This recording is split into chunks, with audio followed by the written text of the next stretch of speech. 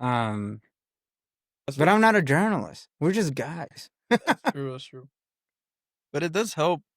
I think it helps the way that the podcast moves. Mm-hmm. It's like there's like certain topics that, like for example, right now we're talking about Dylan. Yeah. We can move that conversation to really interesting places Yeah. based off like the journalism, or at least like out of the interest for whatever cause you want. Mm-hmm. Like it's kind of like that Altman shit where like Tucker Altman. Carl, Oh, you saw yeah. that interview? But you saw how he got into the topic like slowly, and he was like constantly. He was asking, he giving him like there's this thing called the yes ladder that you can do, where you ask people something that they're gonna Yeah. keep on replying yes, so they're more likely to Yeah. be cooperative. This is. We should definitely Yeah, lock in. yeah. Like you're gonna be more cooperative. Shit, in a yes ladder. And I don't know. I think it helps. I kind of hear myself on the mic a lot. Is that normal? Mm-hmm. You're supposed to hear yourself. Oh, okay. It's like crazy. It's like instant feedback. Yeah. It's it kind of because another problem with the podcast, especially if you've never done one before, is trying to stay within like a fist of the microphone. Okay. Like you always want to like this. Right now it sounds maybe a little loud, and I can adjust the No, it volume sounds over great. here. I mean, I don't know. But for the listener. the editor is you have a lot more to play with. Like you get if I sound too loud, I could bring it down. If I'm all the way over here, it's not it doesn't translate that well whenever you're trying to make that audio sound good. Okay. Okay. So yeah. What the fuck were we talking about? Yeah, that's gonna happen a lot too. Yeah, Yeah, that's gonna happen a lot. what were we talking about? Bringing Tucker- stuff. Tucker Carlson, Tucker journalism, Carlson. kind of like, at least from what I've seen. I don't know if it's like a hobby to be a listener of a podcast, or like I don't really listen to it actively, like while I'm sitting or working. I only do it when I'm driving, only, or Yeah. taking a shower. Is it? Yeah. Like shower thoughts. Uh-huh. But like I watched the Altman one yesterday with Tucker Carlson, and his whole thing was last night. So it's recent in your mind right now. Yeah, exactly. So I mean, I didn't watch the whole thing. I kind of like skipped through to the sections that made more sense, because other than that, Altman's just a nerd. Yeah. Like, it's like I don't want to hear it's your PR bullshit. Yeah, like, yeah. I love it because it's it's like, yeah. So like Tucker Carlson, he does you can hear him doing a yes ladder. Like it's like me saying, I don't know, you like being healthy, right? It's like that. Like you like driving. You like driving cars, right? Oh yeah. And eventually, I'm gonna be like, all right, so why'd you kill him? It's like, he does that. Like he progressed into that, and he does it again, which is so cool, because he's like, Altman just like gets back and he's like, oh, I feel like you're being accusatory or whatever. Like did you like so, and like the way that he kind of hops back, and then he's like, I want to respect the family or whatever yeah. And then Tucker Carlson's like, no, I'm doing this on like the family's behalf. He's like, I talked to the family before this, and then you see it on his face. He's kind of like, well, what do I say now? Where do I, like, how can I pivot? How can I pivot?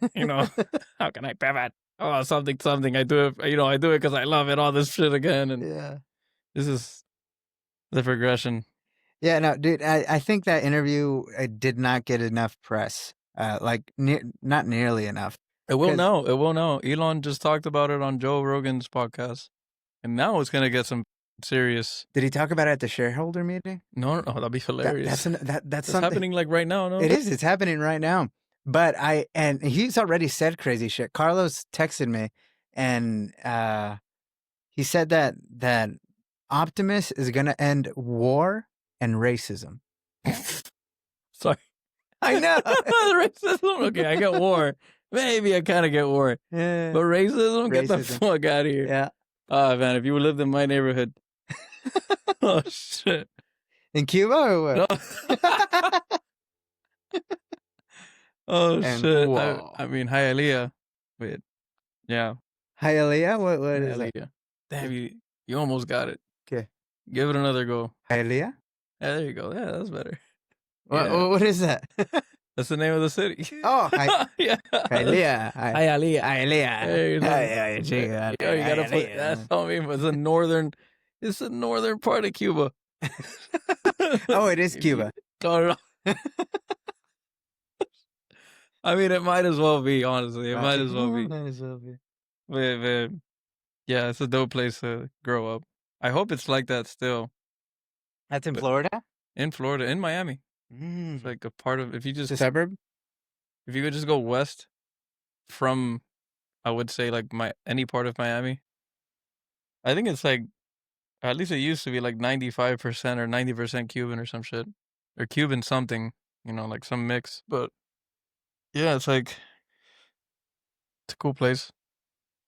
I don't know how Austin, or maybe okay, your parents, Mm-hmm. where are they from? Mexico. But born and raised in Mexico. Yeah. Okay. And then where'd they meet? In Mexico or the States? Mexico. And so their towns, they're basically in the same town. It's just in the same city, but they're different ranchos. I don't know what the one-to-one like how to say a rancho, and Rancho, kind of because like there's like a 10 houses in the little like rancho that my mom grew up in. like a complex? I don't know because Or is it more like a town? it's not a town, but they call it like other ranchos around there. They know La Chole. Like if you said La Chole, there's a bunch of people that would just know where that row of 10 houses is. So it's not like Cholula. Mm-mm. This is Not at different. all. Cholula's fucking huge compared to Yeah. that. I thought they were from Cholula. Yeah. Mm-mm. So who's from Cholula then? No one. Carl is from Puebla. Okay, so then what? So Cholula is inside Puebla, which is but Carla is from a smaller town than Cholula called San Martin. That and where we with the church where we got married, that was San Martin. I think you're good. I think I'm good, bro. I think I'm good. Hell yeah. That's the most I've had in like, I want to say a year. Oh, then hell yeah. Then you're good for the whole podcast, though. Yeah. Actually, no. Who knows? This is why I was talking about this with Carlos, but I enjoy smoking because it's an instant. Like you can gauge it not instantly, but within like a minute or two. You gauge like how high you actually are, and I don't like to get up. I don't like to get blasted. I just like to, like I like to jump. I like to spacewalk like I'm on the moon. Damn. Like I want to jump, but I want to know that I'm gonna come back down and touch ground. Yeah. Like soon. Yeah. And I'm kind of like floating up there, right? I don't like just floating out in outer space, dude. Like that does freak me out. I know. And I don't know. I actually have never had a good experience where I really get super high. If it got super high, I don't recall ever having like a really good experience. Anytime I ever had a large amounts of THC, it was super bad. I don't know if you heard I was telling Carlos about one time where I ate a bunch of edibles and I projectile vomited everywhere. Yeah, everywhere. Like there was pressure coming out of it. Like it splattered all over. It splattered so much that it hit me back in the face. Like I got to the sink and it I vomited into the sink, to splash into my face. And I ate Applejack, so I had like an Applejack stuck to my cheek. Bro, Applejacks. Like the cinnamon guy? Yeah. Like the dreads that jumps into the... Yeah. The fuck out of here, shit. We need to bring Applejacks back, man. I think it got a bad rap. Yeah, I think it did. My mom never bought that. She just bought us Fruit Loop. Actually, I mean, my mom never bought us that either. Oh, okay, yeah. It wasn't my regular cereal. My regular cereal was like Tony the Tiger, man. Frosted Flakes? Frosted Flakes. Bro, I love them when they get soggy as Oh, yeah, you're a soggy guy. What? A soggy guy. I would just put the milk, I would just walk away, do some shit, come back and be like, we're ready. We're ready. We're live. We're doing it live. That's see, like that's a huge distinction because I love it when it's crunchy. When it's like I need. As soon as I pour the milk in there, it's like I want it to hurt my gums a little bit. You know? Psychopath shit. Yeah, that's how you start them. Bro. That's how you start them. You buy some Frosted Flakes and you tell them you got to eat it now. That's how you breed a fucking. That's how you breed a fucking. Oh shit. There was that. There was what other was it? It was Fruit Loops, obviously. Fruit Loops, yeah. That's another Cheerios, one. Cheerios, Cheerios, OG, I think. Yeah, but Cheerios, Cheerios is like what they give you at school and shit. Mm. Yeah. Yeah, but it's recognizable to anyone who's lived here.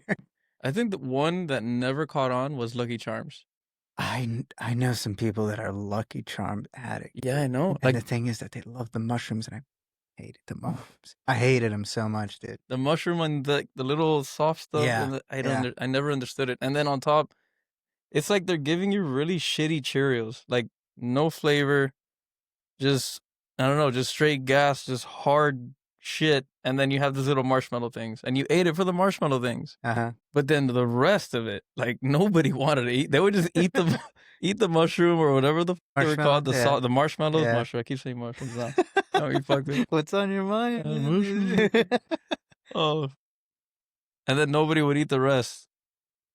There has to be like some crazy that only eats just the Cheerio part of Lucky Charms. That's like, me, actually. You psychopath. That's me, dude. That's me, man. Hold on. I gotta go. I'm telling you. I gotta go. I gotta go again. Oh shit! All right. Well, I'm telling you, I hated the marshmallows. The marshmallows to me were the worst part. Yeah, I know. I mean, when they were dry, that's the only thing that made them acceptable. What? When they were dry? You liked them when they were dry? No, because we were broke sometimes. You know, we didn't have that, or maybe not broke. We ran out of milk. Fucking the first day that we have the milk, it's 3 of us, bro. 3 little demons with my parents, bro. We just cereal up all day, so we'd run out of milk. We'd go have get groceries, wait in line for hours on a Sunday. Monday would come around. Monday afternoon would come around. No more milk. That'd be that. So you gotta eat, dry ass cereal sometimes, or even sometimes with water or OJ. That shit is. Or did you ever cut up a hot dog and put it in the microwave? Oh, of course. Of course. No, but that's like I don't know. I wonder what kids are doing now. What are they doing now? Because I mean, the other day somebody at work was like Gen Z. Mm-hmm. I don't know who the was it. They're like, oh yeah, I just had a Pop-Tart. Was that you? They just had a Pop-Tart for breakfast. I'm like, there's no way, bro. Yeah. There's no way. Pop-Tarts are good, though. Yeah, but for breakfast? It's just a box of sugar. Well, I don't think breakfast doesn't sound like the same thing as it used to. Breakfast used to be, like, healthy. I don't see breakfast as a healthy thing anymore. No. Like, I kind of think that you wake up, and instead of having breakfast, you skip breakfast. Maybe you have lunch. I would honestly skip lunch and only have dinner. But that's to save money, or that's just how you feel? No. I think because have you ever done intermittent fasting? It did, and it fucked me up. It did? Yeah, I got like horrible acid reflux. It sucked. Wow. It shit. And I did it for a long time, and I was like being really disciplined about it. I was like really trying to make sure that if I'm gonna eat, it'd have to be the best food at around like 1 o'clock. And like doing that where we work, I don't know, maybe we're not as like we don't move as much, as like techs. Like, wait, why do you have to eat at 1 o'clock though? Because it's a lot of. I mean, that's the intermediate fast. Like you wouldn't eat anymore. What is it, like 9 o'clock was my cutoff? 9 o'clock I wouldn't, like 9 p.m. I wouldn't eat, Mm-hmm. and I wouldn't have food again until 1 p.m. the next day. And I kept doing that. Mm-hmm. And I would stop at 9. No, but you would never go more than a full 24 hours. Nah. No? Without eating? Yeah. I always wanted to try it, but I don't know. Like, I had a friend that did it, and he was like in wrestling, and he was trying to lose like get to weight. Uh-huh. And he got so used to that, he would do it more for like the convenience or just something that he saw that worked. Yeah. And it was Mauricio, and he would just 24-hour fast. And he did look healthy. He did have, like, I would go to school with him, like at Wilson campus, like Miami-Dade College. We'll take the train, and he'd be normal. And that'd be the whole day like that. And he'll do that. And then he finally, like, he'll do it 1 day out of the week. And he'll do it like 2 days out of the week, and then 1 day out of the week. And then he'll start like he got himself to this place. Like I guess like he just looked really lean. You know what I mean? Like when somebody looks like they're strong but they're not working out type of Yeah. level. And then he just stopped doing it. I don't know, but like the intermediate fasting that helped me in terms of like chipa, like how fast can I think? How Yeah. fast can I get? And It, like when you're at work, especially for what we do, where everything is reactive almost, like the small amount of the shit that we actually do is proactive. Let's be honest. yeah. Like everything that we do is reactive. Like people don't see. I don't know. It's like a like people don't see the amount of like micro decisions that can like bring down a line for making that much money, you know, hmm or like building cars. It's like people don't see that shit. Like you're making these decisions and you have to represent your whole department in that, and then you have to continuously ask for support and let people know. hmm But that takes a lot of brain power, and you got to eat. And like my body wasn't in that. If we ever had a breakdown at 10 in the morning, and I haven't had food for that long, your brain go like your body. I mean, my body goes into like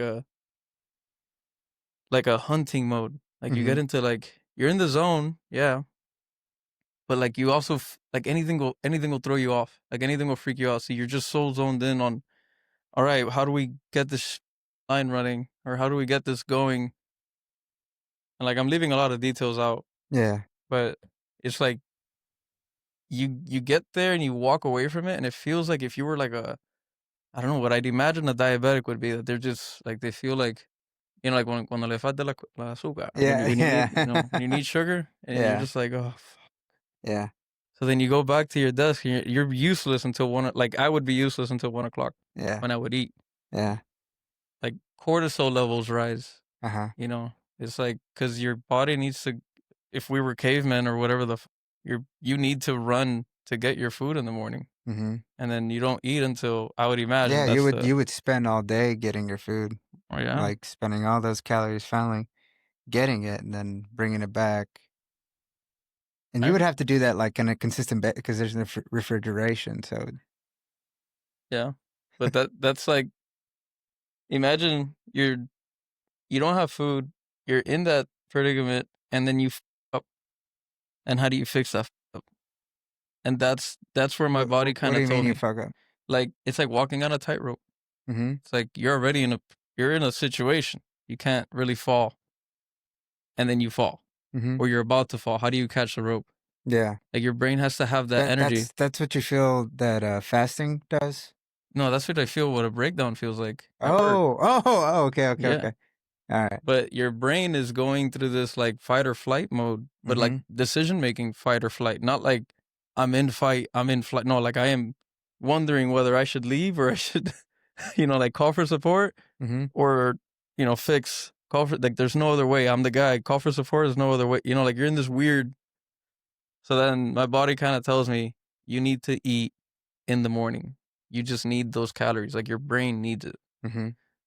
And yeah, like it helps with productivity, and that's when I kind of stopped fasting. On top of that, I guess like your stomach produces more acids. I don't know if this is real, but that's what I felt is the change into your stomach feels like it's eating itself, and then at one point it's like an imbalance of acids once you do eat. Mm-hmm. So one day after ACL, we got into like somebody like we were in a friend of ours like hot tub drinking pizza, like IPAs and beer, Yeah. and eating beer of course, eating pizza, getting fucking and and like I got a nasty flare up, and I think I got an ulcer, but I never got it checked out. Yeah.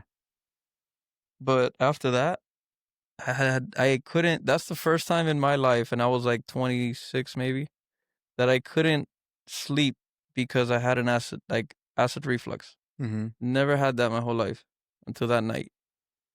I How long did you think you were without food? Until that moment that I had food. No, no, Like no. Like, like yeah, the duration of probably like 12 hours maybe. 12 hours. And then I had the IPAs and the beer, Uh-huh. and it hit my stomach like a truck. If you're ever in a hot tub, don't drink IPAs and eat beer. Wait, And what I keep saying beer, bro. and eat pizza. Jesus Christ. Don't eat pizza. Don't drink IPAs and get in a hot tub after intermediate fasting. It's not good for you, folks. It's not good for you. Don't do it. You will get an ulcer. And after that day, I just stopped intermediate fast. It was like, I don't know if it was 6 or 9 months, but I had tracked it, and I just said this no more. And I've been able to control my stomach better. You know what I mean? Yeah. Like, so like in the morning now, I eat a very big breakfast every morning. It's like 2 eggs, either a half aguacate and salad, like a spring mix with olive oil and salt, and that's it. That'll be like my breakfast, and then like a small, like half a cup probably worth of Greek yogurt with like a low sugar granola, whatever Mm-hmm. and some honey. That's like my regular day breakfast every day. That's what I still, to this day, that's like my breakfast. Mm-hmm. And I can tell the difference now of like, if I didn't have the Greek yogurt, I can tell you how I feel, you know, like the difference of how it feels. But it's like, if you were to have a lot more calories in the morning, now you can be more, you can have more energy to react in a workplace that we're in. Mm-hmm. You can have energy available, and you feel worse about having to make a bigger decision, and you're more like capable. And it's not just because it's the morning, but it's because of the energy that you have. It's how you react. Like, you choose how you react. That's a decision. Mm-hmm. Like, you know how people, like, they say I could only make a certain amount of decisions in one day. It's kind of like that. Mm-hmm. It's like, I need to have enough energy in my body to be able to react to situations. Yeah. That's why. But going back to like the caveman days or whatever, that they would go. I would assume they would go weeks, maybe even months without eating actual food. But they would definitely have water for sure. Yeah. But in order to survive, especially back then with a very violent environment all over you, I think you would go for prolonged amount of times without having food. And I think like over time, like we that's like at our kind of like foundation, like caveman type shit. Like we got to survive without food for a while because there's not always going to be this piece of meat that I'm able to hunt down. But the reason I bring it up is because there's a lot of fasting. You could fast for a long time, like 40 days. I think is the limit where you can. I think not. It might be. It definitely. It could be that 40 is. Actually, no. I think 40. I don't know, but there's a lot of people that fast for a long Yeah. long time, and people do it. And I think it's more of a fad now to fast for 18 hours a day. Yeah. Like, you eat at your cutoff time is like 9 o'clock. Let's say you get home, you eat regularly at 7 p.m. That's the only time you eat. You go to sleep. All the hours that you're asleep, you're not going to feel hungry because you're asleep. You wake up, um, and you don't eat at work. You don't eat until 7 p.m. again. And I did it. I did it for like a month. Damn. Like dedicated. But the first like 3 days was hell, dude. Actually, no, the first week. Shout out Christian Alvarez. He was my lead at the time. Yeah, he would be the the reminder in the morning, like, oh, are you gonna break your fast? Are you gonna break your fast? Oh shit. And then I want to break my fast, but then he's like, come on, dude, you're fast. Damn. And I was like, oh, all right, all right. And no, but I was able to stay consistent. My point is that I got used to it. To this day, I don't have lunch regularly. Like before, I would be very strict. I'm not even gonna have a snack. I'm not gonna go like get like the trail mix or whatever that we got. It sometimes I go and I don't even think about it. Like it's never a thought. Like I don't get hungry like that no more. My problem is that when I do eat, I chow. Yeah, but do you snack?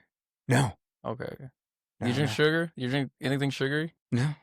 Mostly what it's funny. Mostly what I drink is coffee and milk. Damn. Yeah, Coffee straight.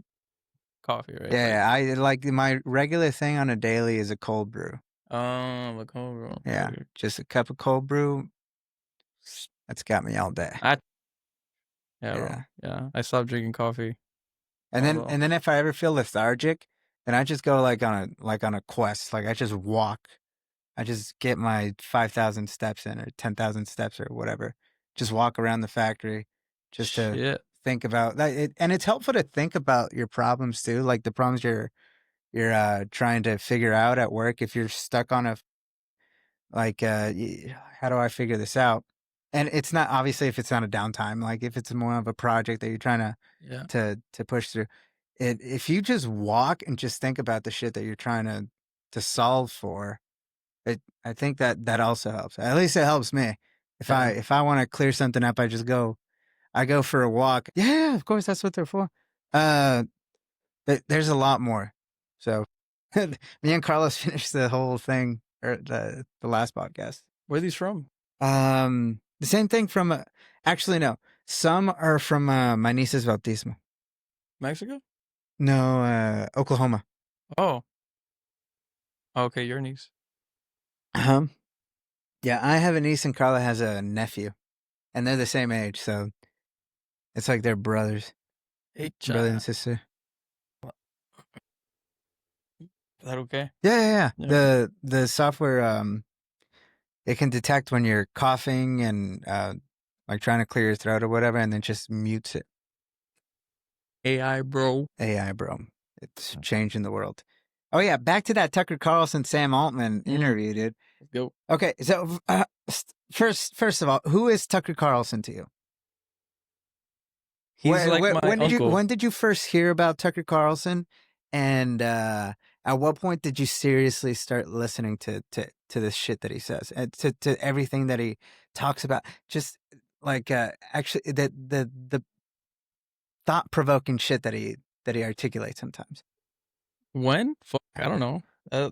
Or at least it hasn't been. Are you there yet? It wasn't a while. Like it wasn't long ago. I'm not like big into him. I just saw. I asked because like now I'm huge into for real.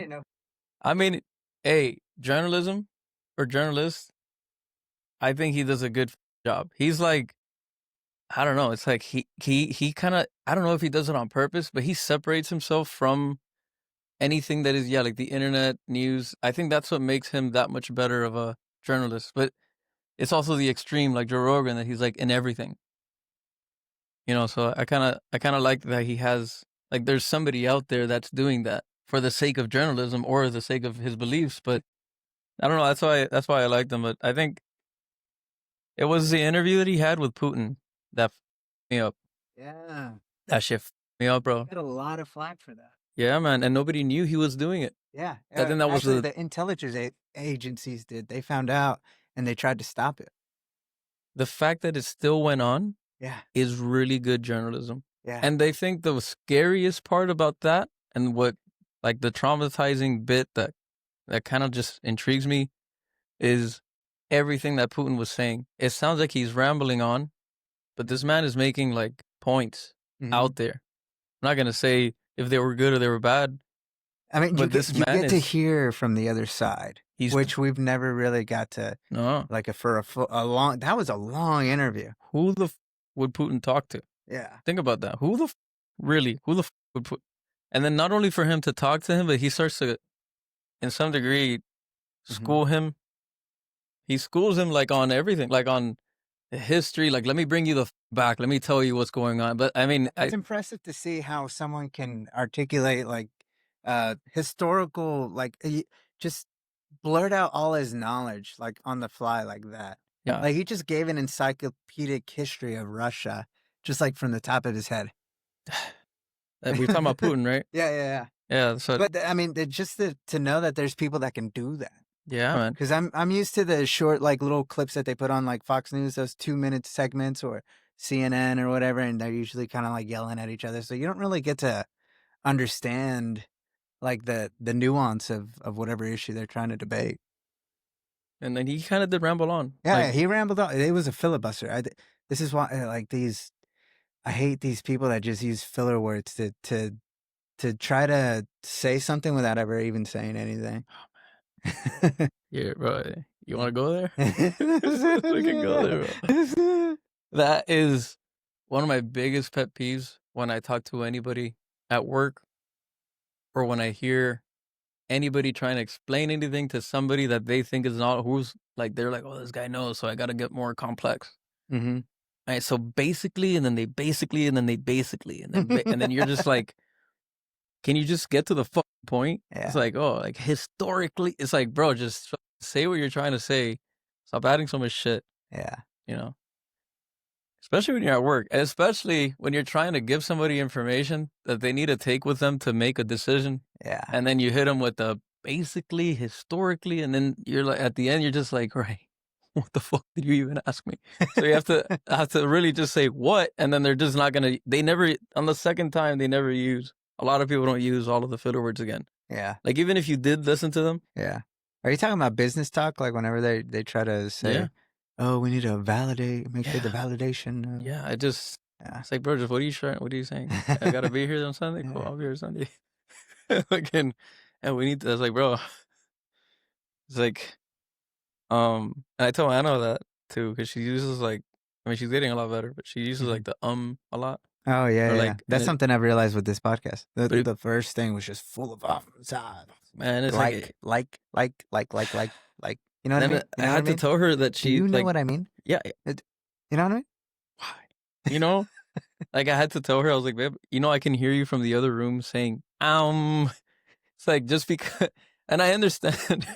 I understand that you need to. Sometimes people use fillers to kind of to hold the court, I guess, to keep the attention on them so that nobody interrupts them.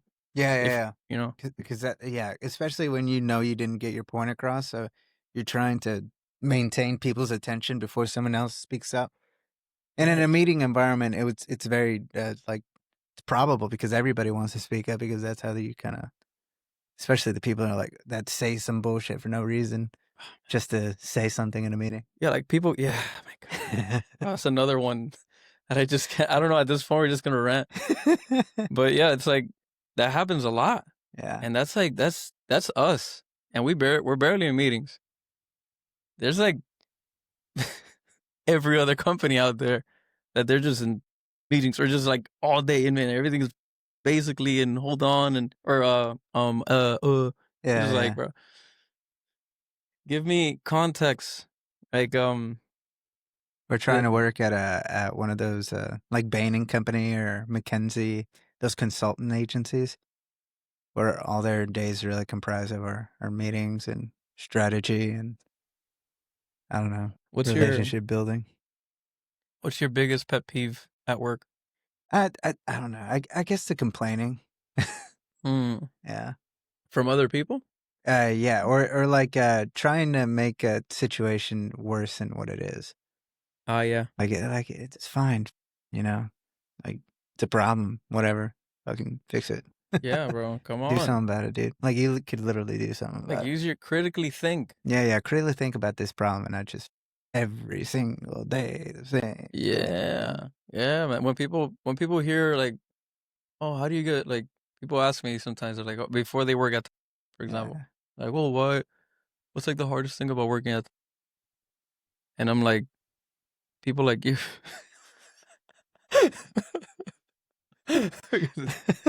It's like people that don't just do, people that need to ask.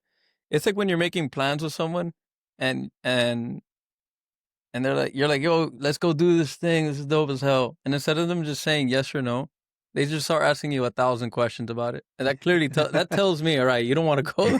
I don't have to fucking convince you. You don't want to go. Yeah, just say you don't want to go.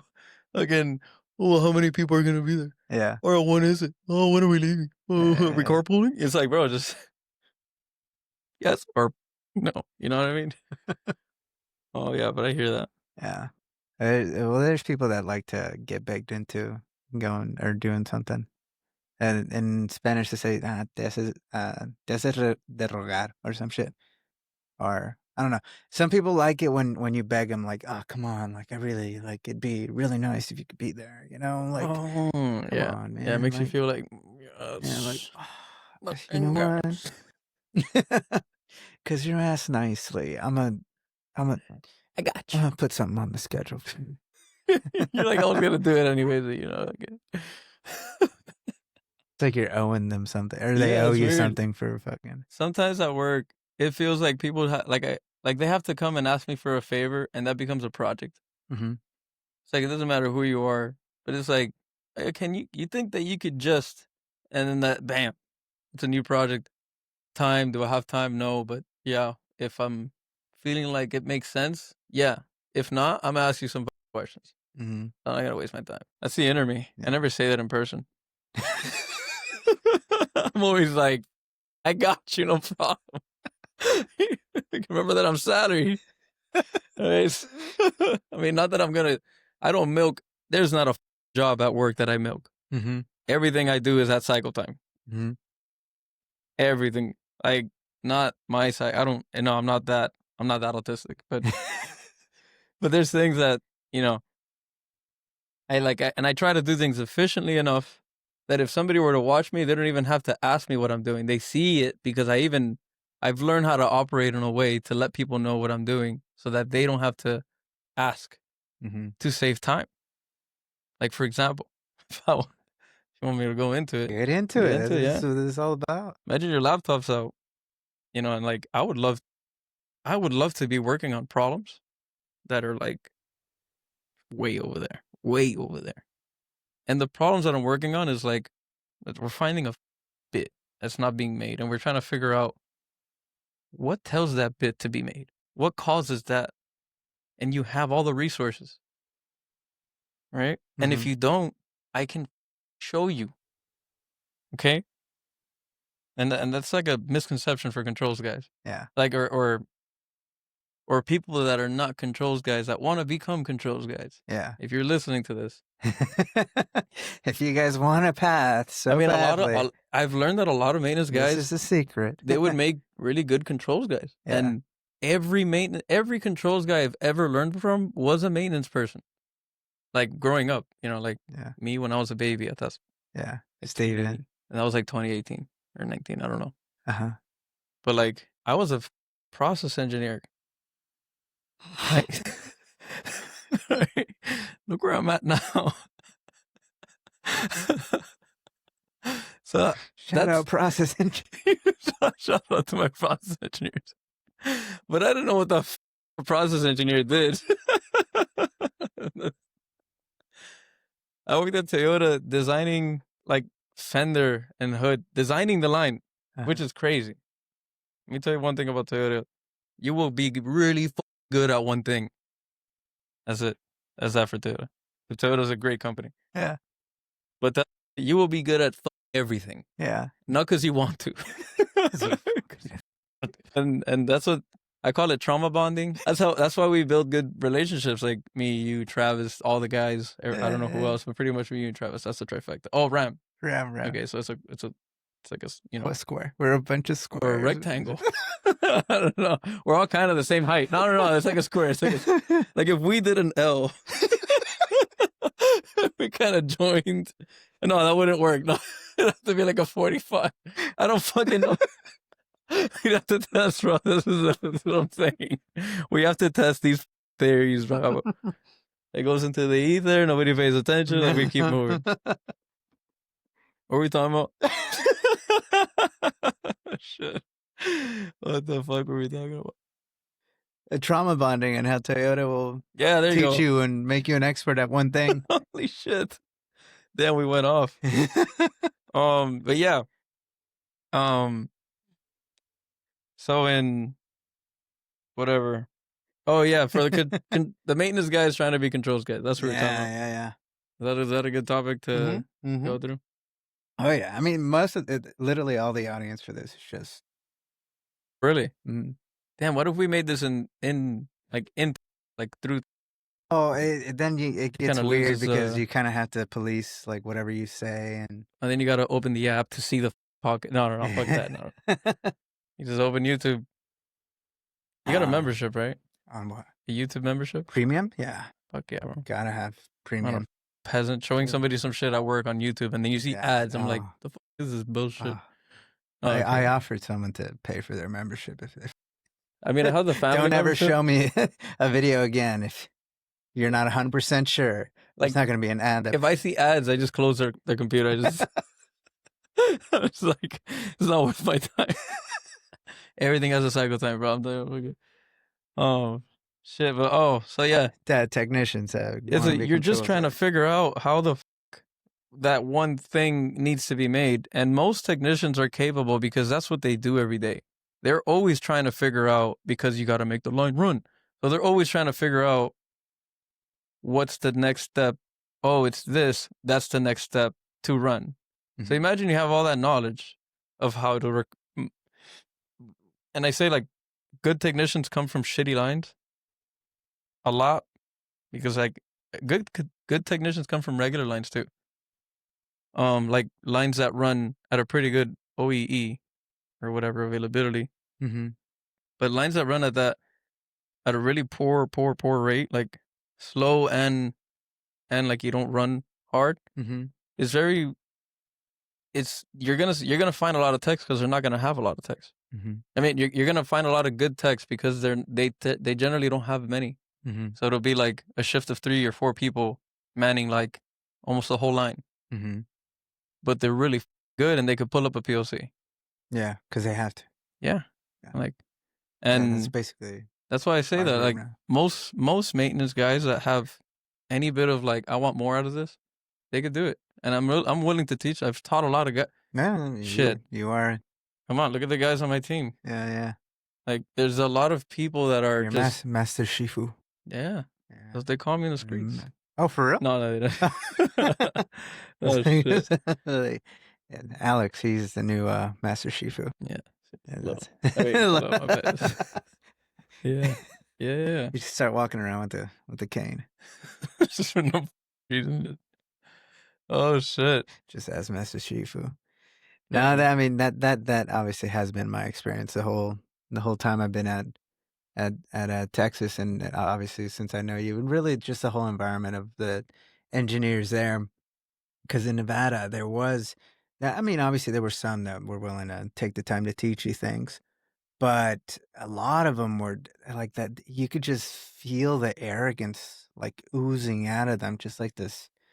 It's like, I am so much better than you at everything. It's like an ego thing. Yeah. It's like that you're basically like a cockroach. I mean, not that far, but you could feel the like why are you even talking to me, dude? It was like the cool guys in school that just like, don't talk to me, nerd. Like, what? Damn. Yeah, but there's very few. Like, I can't. I don't think I can describe like. I can name any or can think of anybody that is like that here. Maybe sometimes, maybe they get to the edge sometimes, but they're always willing to teach you. Like, if you really want to ask, and especially if you are retaining it, because that's one of the most annoying things is trying to teach somebody in all these various different ways, but you know that they're not putting the effort to actually learn it. They just want you to give them the answer, or like the little secret, or the little trick to get to from A to B. Like, oh yeah, no, just do this little thing, and you could just use this little shortcut every single time. Bro, people don't want to critically think anymore. Yeah, I mean, I don't know. I say people like it's like blanket type of everybody knows. Like, there's a lot of people. Maybe that's just how it always was, though. Like, maybe back then, there's a lot of people that don't want to think critically. And then you had the few that did. But like, I've learned at one point in my career, or just shit in life, it's like, you should know how to you should know how to deal with difficult people, and you should know how to persuade to some degree, because this job is kind of that. It's just like how I get my projects. A lot of it, I mean, at one point is an assignment from my manager, but there are some things that are just like, they're near passion. You could almost call it a passion project, because your manager doesn't care sometimes about that thing, but you care about it because you know it's good for you and the company. Yeah. You're like, this is going to make employees' lives better. Yeah. I'm going to work on this thing. Yeah, you know it's going to work. And then I do it. And then there's this driving force that tells me I can't stop until it's done. But it's a passion project, so I can take my time. Yeah. Bam. That's on my list. And then there's what I consider my job. But I think you need to raise your minimum criteria of what your job is. Yeah. In here. Yeah. You got to stop thinking that someone's going to give you directions on how to be good at whatever it is that you do, cuz you just got to like it's like anything else. It's like you well, cuz that's what most people expect out of their companies though, right? Like for example, Toyota, like you just gave them a shout out because they're really good at teaching you that one specific thing. Like they invest in making sure you learn how to do that thing and making sure you know like what like the fundamental principles are of that whatever that thing is. Yeah. But over here, it's a free for all. It's survival of the fittest, really. Literally, yeah. It's like a bunch of the way I've always seen to be, or maybe not, but just like any workplace that is gonna make you a better whatever the fuck you are, or you consider yourself to be, or the thing that you want to get to. Whatever company that's gonna do it is gonna be the hardest one to work at. That's how it is. You're not like, yeah, you can do it, but it's gonna take you twice as long, and then you won't know how to make it depends on you. Yeah, it depends on how much you want to put into it. Yeah, like if you want to study at home, you want to buy like whatever books to learn on the background. You want to download you want to buy your own PLC and start hooking it up at your house. Oh, you should come to my house. Yeah, no, I can imagine. You should see some shit. And there's some bullshit, bro. Mad scientist over there. Yo, what's that website? Fuck. Shout out to DigiKey. DigiKey. Motherfuckers. They know what they're doing. Yeah, they make every PLC, and there's even fiber connection shit that you can work with, like just to learn how to convert signals from fiber to Profinet or fiber to Ethernet to Profinet. So I have like these like 4 or 5 shitty PLCs, like not shitty, but they're just cheap, and they all have their own protocol. So then I bought like this from that protocol to the other, and then built like the map on the next PLC, and then I tried like the ultimate test when I taught like my brother, my cousin, Xavier, how to, like they never got to that step. And I think if anything, Xavier and Dylan are ready to do that shit. I think Dylan's been ready to do that shit for a while. But the trick is understanding the software. It has nothing to do with how you think. I mean, yeah, that I cut. It has everything to do with how you think. But it's also having the tools available and the devices available to practice it. It's like becoming a doctor. You're not going to become a great doctor unless you practice practice the theory that they taught you. It's like an internship. For an engineer, it's like you get taught the theory and then you do the applied sciences, right? Yeah. Like what we do at work is applied science every day, really. I'm a mechanical engineer, guys. I didn't study electrical or controls or whatever. I studied mechanical. I was just interested in it. And I always wanted to do robotics, especially after my first internship in Toyota, where I was like, it was like half the internship was designing the line, and the other half was kind of like doing the virtual commissioning, like adding the PLC, like a fake, or at least logic, but like a virtual PLC that you add to an environment where you can like pick, like you have robots and all that, like process simulate kind of. But it was all on CATIA. It's crazy. It's like Carrot 3 or some shit. I don't even remember the name. But you're picking from, let's say, a fixture, and then you're also going, like you have that environment open. It looks like a 3D environment. And then on the side, on another desktop, you have like the PLC and like the robot pendant or multiple robot pendants. And you're like kind of putting the signals. So like robot at hand, like the designer is doing that. Mechanical engineering. That's what I was doing in Toyota. That was my part of my internship. And yeah, they taught us, but they only taught us the design part. They didn't teach us the PLC part. That's me going and finding and talking to people and figuring out who the knows this, because that's what I want to learn. So the internship, going to an internship isn't going to get you more experience. It's what you do in that time. And people are like, oh, you got to do, I mean, that's them, but, oh, you got to do like social outreach, and you got to be like the intern head, and so that way you can put it on your resume. And people will do that. People will dedicate resources to do that. To be the intern head? I did that. What is the intern head? You're like in charge of all the social activity for all the interns in that like spring, whatever the fuck, spring 2017, 18, that intern group. That's a Tesla thing, or that's like That's a Toyota thing. No, I fuck what's the thing? Yeah, then that's like a cultural thing. Mm-hmm. Like every year they had it. So that's like a Toyota policy to. Not a policy. No, it was just like, all right, look, like imagine if the same guy bringing in that's like these are lifers. These are people that want to be with the company, not just for a buck. This is like what they like. There are people that have been with the company. Like the trainer for Toyota was a trainer for like 7 or 8 years already by the time he saw us. So he's like, he sees these people, or people recognize him. Like they see him as the face of Toyota. Mm-hmm. I still do. And he's like the perfect example of like what what the culture of the company is. Mm-hmm. And that culture is insane. We can get into that if you want. But that culture is so dope, and it's so built in. Like imagine the design of the structure of your house has built in like cultural, like like the engineering is cultural, like to that level.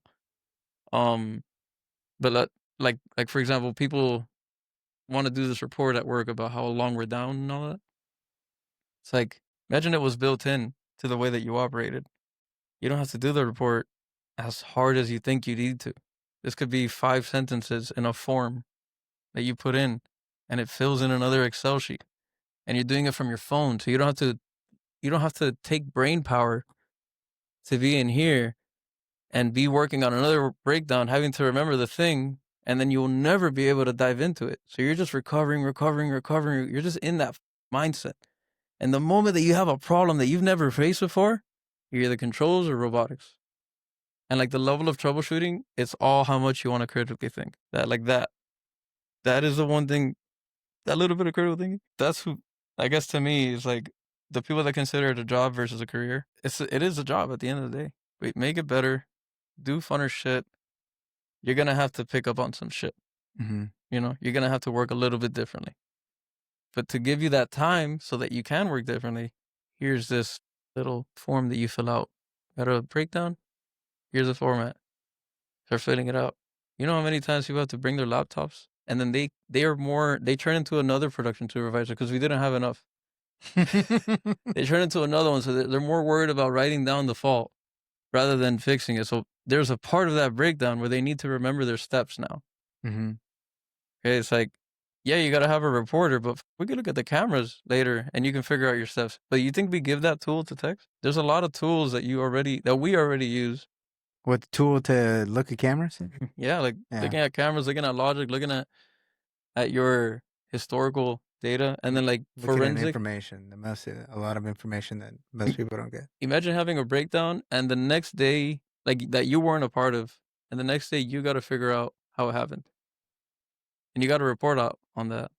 Like that changes. I don't know. I think to me that changes how you operate. Mm-hmm. It's like, yeah. What are we talking about? Hey, I mean, has the podcast started already? This is it. It's good. That's good. That's literally what this is about. All right, yeah, because I mean, a lot of people know who. Because at work, you try to describe exactly what you're trying to describe, especially for up and comers. But I mean, we're busy at work, man. Like we got to go do something. Like, and I don't want to spend all day just kind of. Sometimes you do, especially if it's a real good like you're actually thinking about something, so you can correlate it to work. You'd be like, okay, like we're trying to solve an actual problem here. Yeah, this is a productive conversation. But sometimes you just you got to go. Yeah, you have a breakdown. Like you can't have long form conversations at work. Yeah, no. Can't dish it all out. Yeah, and you can't be stuck to a laptop when your job is like, think about, somebody described before I became can I go into this topic? Mm-hmm. Do whatever you want. For real? Yeah, 100%. Yeah. I don't want to get too preachy either.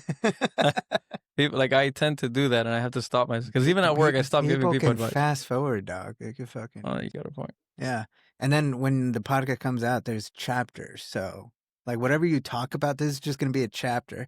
And if people want to skip this chapter, skip whatever it is that you're talking about right now to the next topic that we end up talking about, they could do that. So we don't have to do that 1-2 thing, right? We got time, huh? On the board. Hello, hello, hello. Nope. It's so far it's so good. I guess it's good. Yeah. Okay.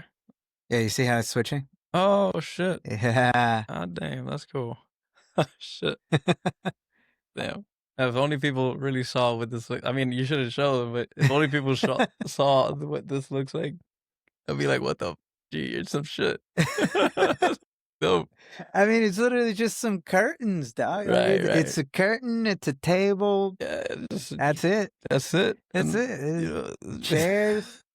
These chairs took me a while to build. Like, I hate the IKEA type shit where you just have to really just fucking help. Yeah. No, these like, I wish I had the money to just buy a nice table that's like handcrafted by somebody, you know, like shit, yeah. Like from wood from the area or something. Like that would be super dope. That'd be dope. Yeah. That would be dope. But I mean, still, like right now, it's nice. It's still nice.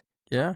Eventually, yeah. But eventually I do want to put in a lot more like detail into it, like the table, because the local frequency, right? Like it's supposed to be like just local type, Crazy, like whatever the local people are thinking about, you know? Like you don't just always hear from talking heads, like whatever. It's just regular people just talking shit. Yeah. Yeah, it's nice. I mean, to get into the head of like the common, I guess like somebody, it's like a really the small culture sample here, size. yeah.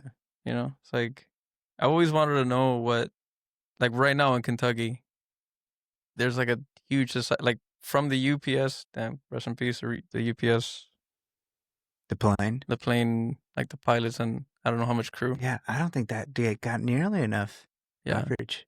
Yeah, but like there's like 2 viral videos of 2 different Cuban couples, and like the comments, like yeah, they're like showing that video on news network, and you're seeing it on the news network, and then you hear them like cursing in Spanish, like the Cuban Spanish, with the accent, like the thick accent, like oh no, la pinga, and then the plane crashes, and you're like holy shit, and then like everybody's like, yeah, they got some crazy footage. Yeah. But you should see all the comments is like, oh no, like we made it. Like the Cubans are like, yo, we had that.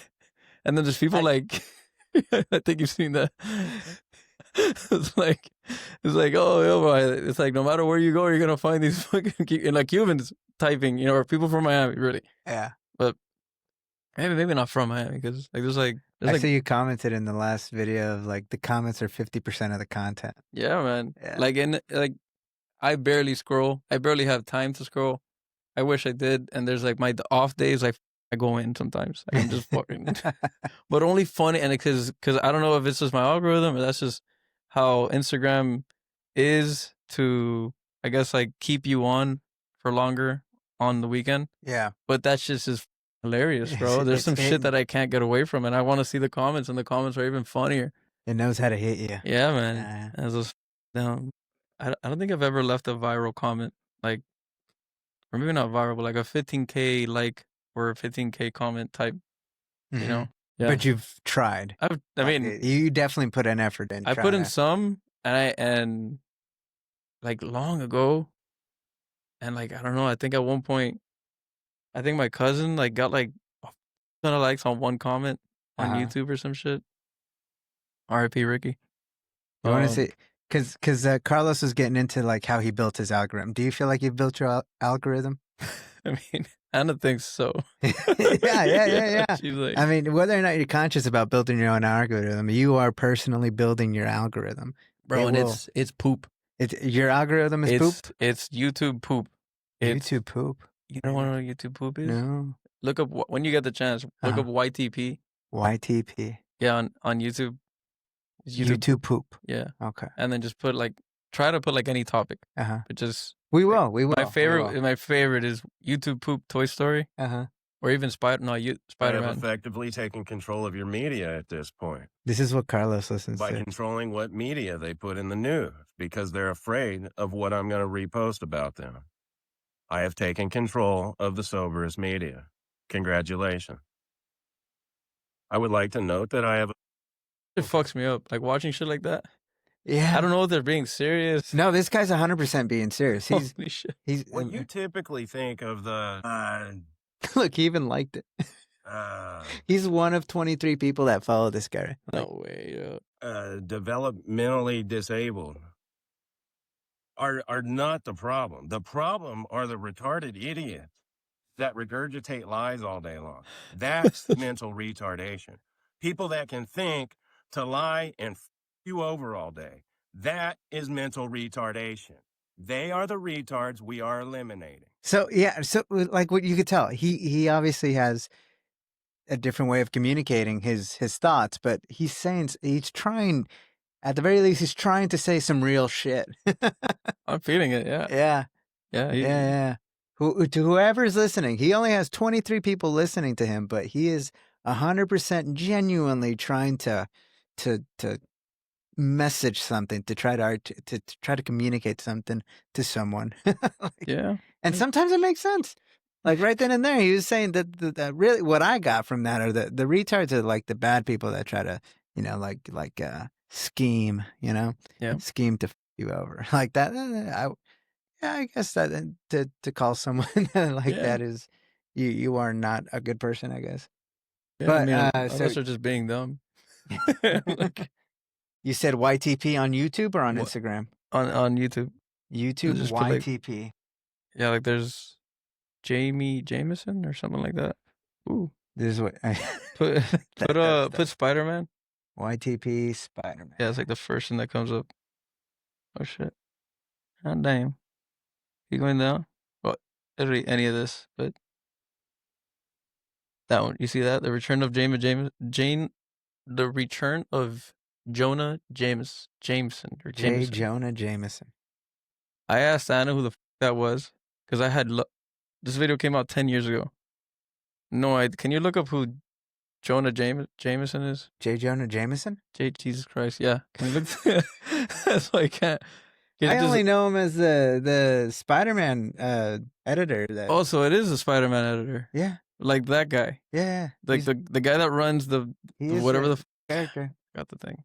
Jonah Jameson. He's the guy that pulls up. Okay, so 10 years ago, I had watched this, and every year when it comes up, I watch it again, just so you know. Okay, before you watch this video. Yeah. And it's been stuck in my head ever since. Like, you know when people say, "Can you pay me in advance?" Mm-hmm. This video is gonna f you up. You're never gonna think like that again. It's like YouTube poop. It just changes. To me, it helped. I think watching this as a kid, like just literal trash, or not trash, but brain rot. Mm-hmm. Not like weird Gen Z brain rot, whatever, whatever the Carlos is. Shout out to Carlos. Shout out Carlos. But this will f you up. And like the other one, what I was just watching made me feel like I was having a stroke. so this is worse. So like, and the list goes on and on. So yeah, 4.4 million views 10 years ago. Let's see what Gotta this get is asked by about. a mad scientist. You're all I got. Big party for my sauce. Could you pay me in advance?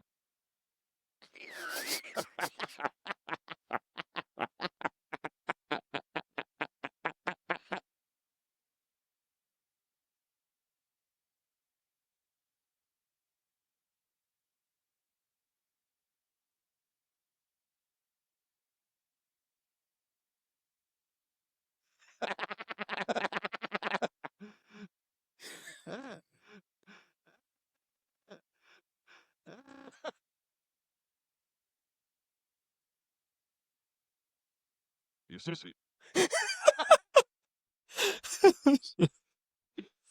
That's You serious? Serious?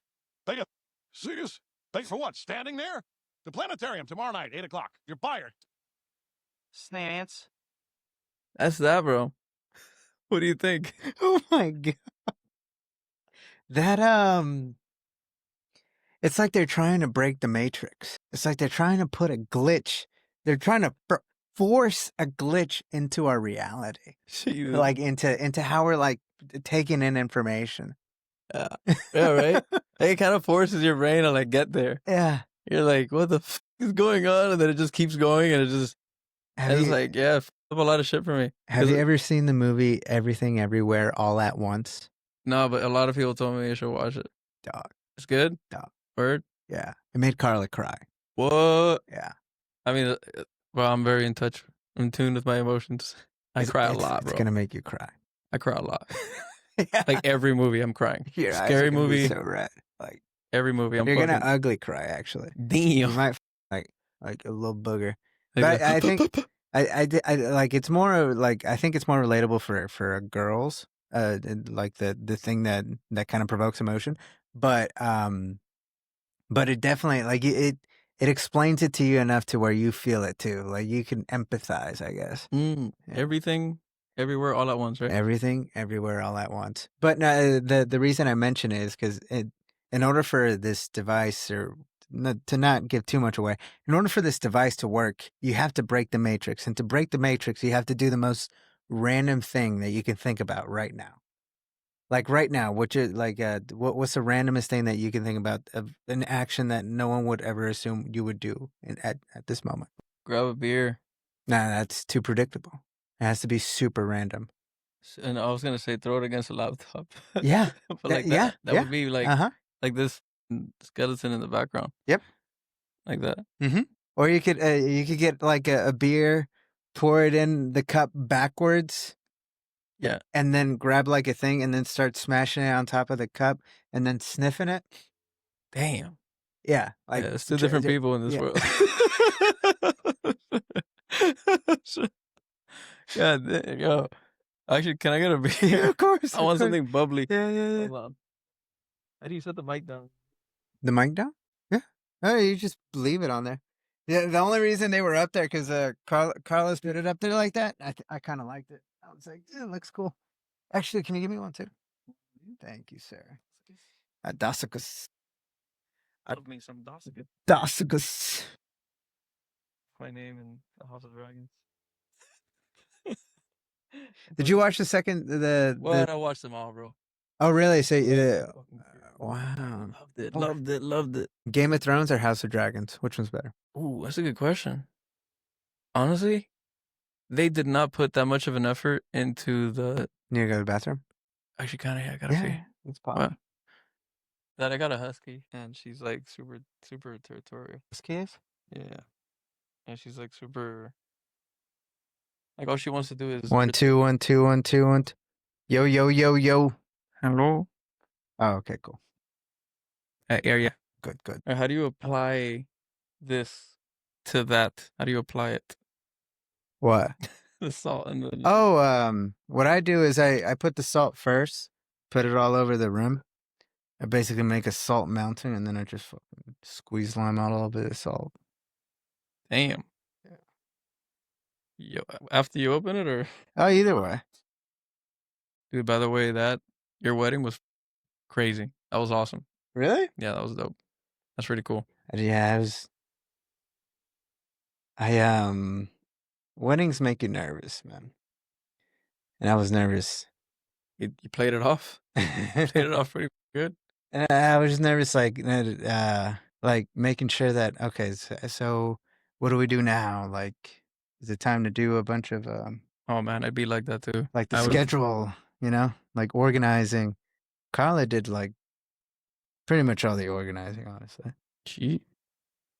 And yeah, that's the thing is that I didn't do like much of anything, and I was stressed. I can't imagine like how she was feeling, but yeah, I was nervous, and but the party really just because going to the church, yeah. I guess let's go through it.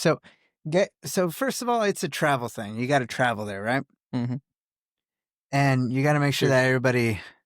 Cheers, sir. Thanks for coming. Of course, bro. Oh yeah.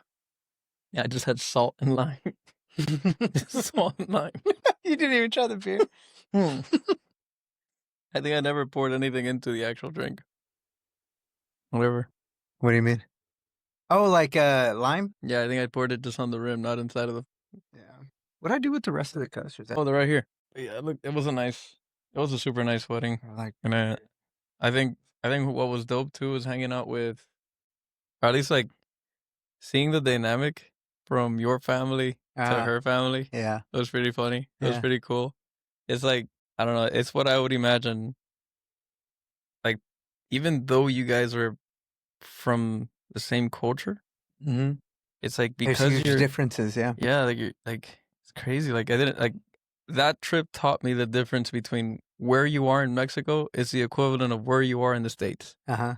Like you could be raised in Florida, you could be raised in Nebraska, completely different accents, completely different culture, but you're still American, you know? And it's like in Mexico, it's crazy because it's like, do you guys feel that same, I guess, like, we're still Mexico, like that? Yeah. It's like, or do you feel like, oh, he's from over there, so fucking that, like, I don't know. Have you ever asked any of the Mexicans at work? Absolutely. I know where most of them are from, kind of, but No. I'm saying like that question, like, how do Mexicans from yeah. different areas see each No, other? they sometimes tell me because I'll be like, oh, I thought he was from blah. Like, there's a guy that he acts and looks exactly the same as some other guy in a different department. And I was like, are you guys from this? Because how many times they've explained that like this person is like that because they're from this part of Mexico. Mhm. At this, I don't know if it's called a state or a province or the states of Mexico, Yeah. like that. Mhm. And in my head, I was like, bro, they fucking look the same. They act the same. They have the same accent. They hold certain words at certain like lengths. Like they gotta be from the same place. And I was like, and I asked him, and he's like, nope. I'm like the complete opposite side of the country. But then there's places like, because Puebla's huge, right? Puebla's huge. Mexico City's huge. There's a lot of people in a small, or not small, but there's a lot of people in certain places. And it's like, you could also be like, I don't know. I was raised in Hialeah, but I'm also from Miami. Mhm. And Miami's just a city in Florida. But it's like within Miami, Mhm. there's Doral now. Doral is Venezuelan. Oh, That. really? Yeah. Yeah. And it's like it was built. We didn't have Doral that many years ago. Now we have Doral. Now we have a lot of Venezuelans moving in, and like the next Venezuelan says, "Yo, you got to move into Doral." I mean, it's not now that we have we have everything moving in, Mm-hmm. but at that time, it was pretty cool. It's like That's just I can't not imagine to what it's like. derail this whole like very nice conversation, but that's what scares me a lot is these communities. They're kind of grouping into groups instead of trying to like what's the possibility that the people from the Lao have a lot of interaction with or feel like they have anything in relation to people from your town, I guess. Mm-hmm.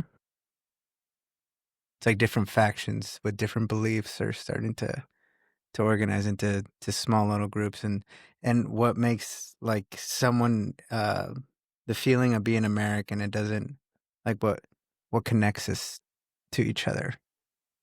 Language, I would say. Yeah. We have like a neutral English, I guess. Like if you imagine somebody from London spoke like this, you'd be like, "Oh, you're my dog. I know you. I know you, bro. I don't know where you're from, but I know you." Or even if you have like a southern accent, or can you tell where somebody's from where you're like from Colorado or from like can you tell that person came from there? Do they have a different accent? Like even in English, regular standard English. I wanted to say accent. Maybe they use different like vocabulary.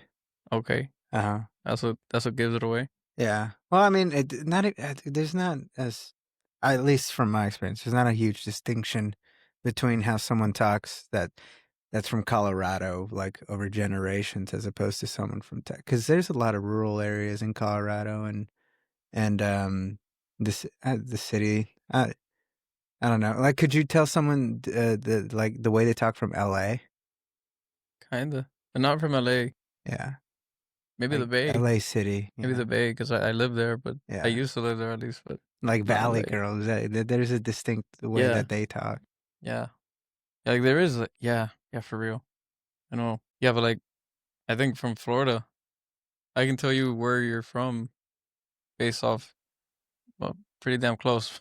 based off your accent. At least in Miami, to be specific, like, you know where a lot of people. And if you know that, like, at least the majority of the time, when that person just does not look like they're from Miami or like their parents are any bit Hispanic, then you still know where they're kind of from within the Miami like boundary.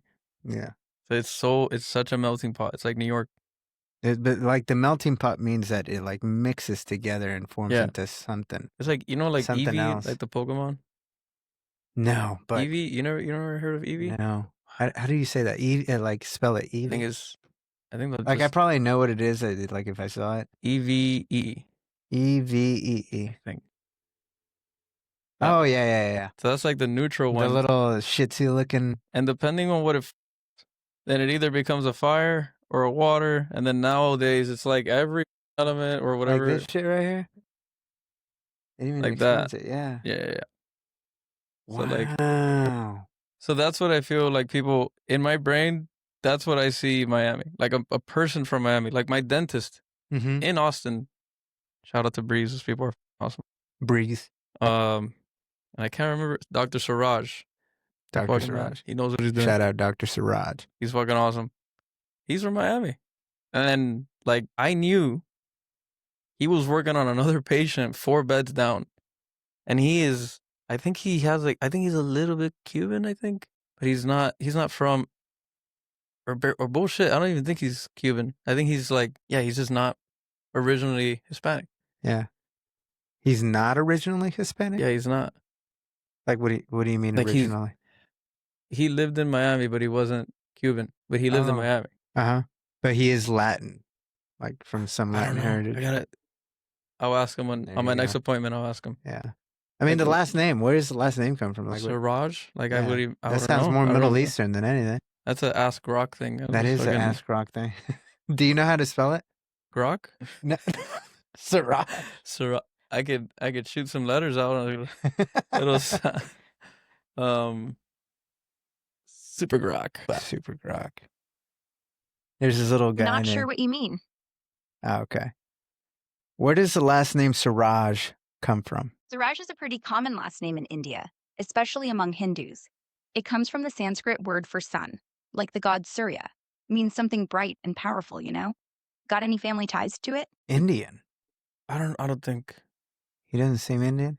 He's white with black hair and green eyes. Oh, gee. And he's very white. Maybe? I think. Then again, he's wearing all the stuff. He's very white. What other stuff? Like the dentist stuff that you wear. The glasses. So you never just see him in like a suit or something? Like, no. What else do they wear?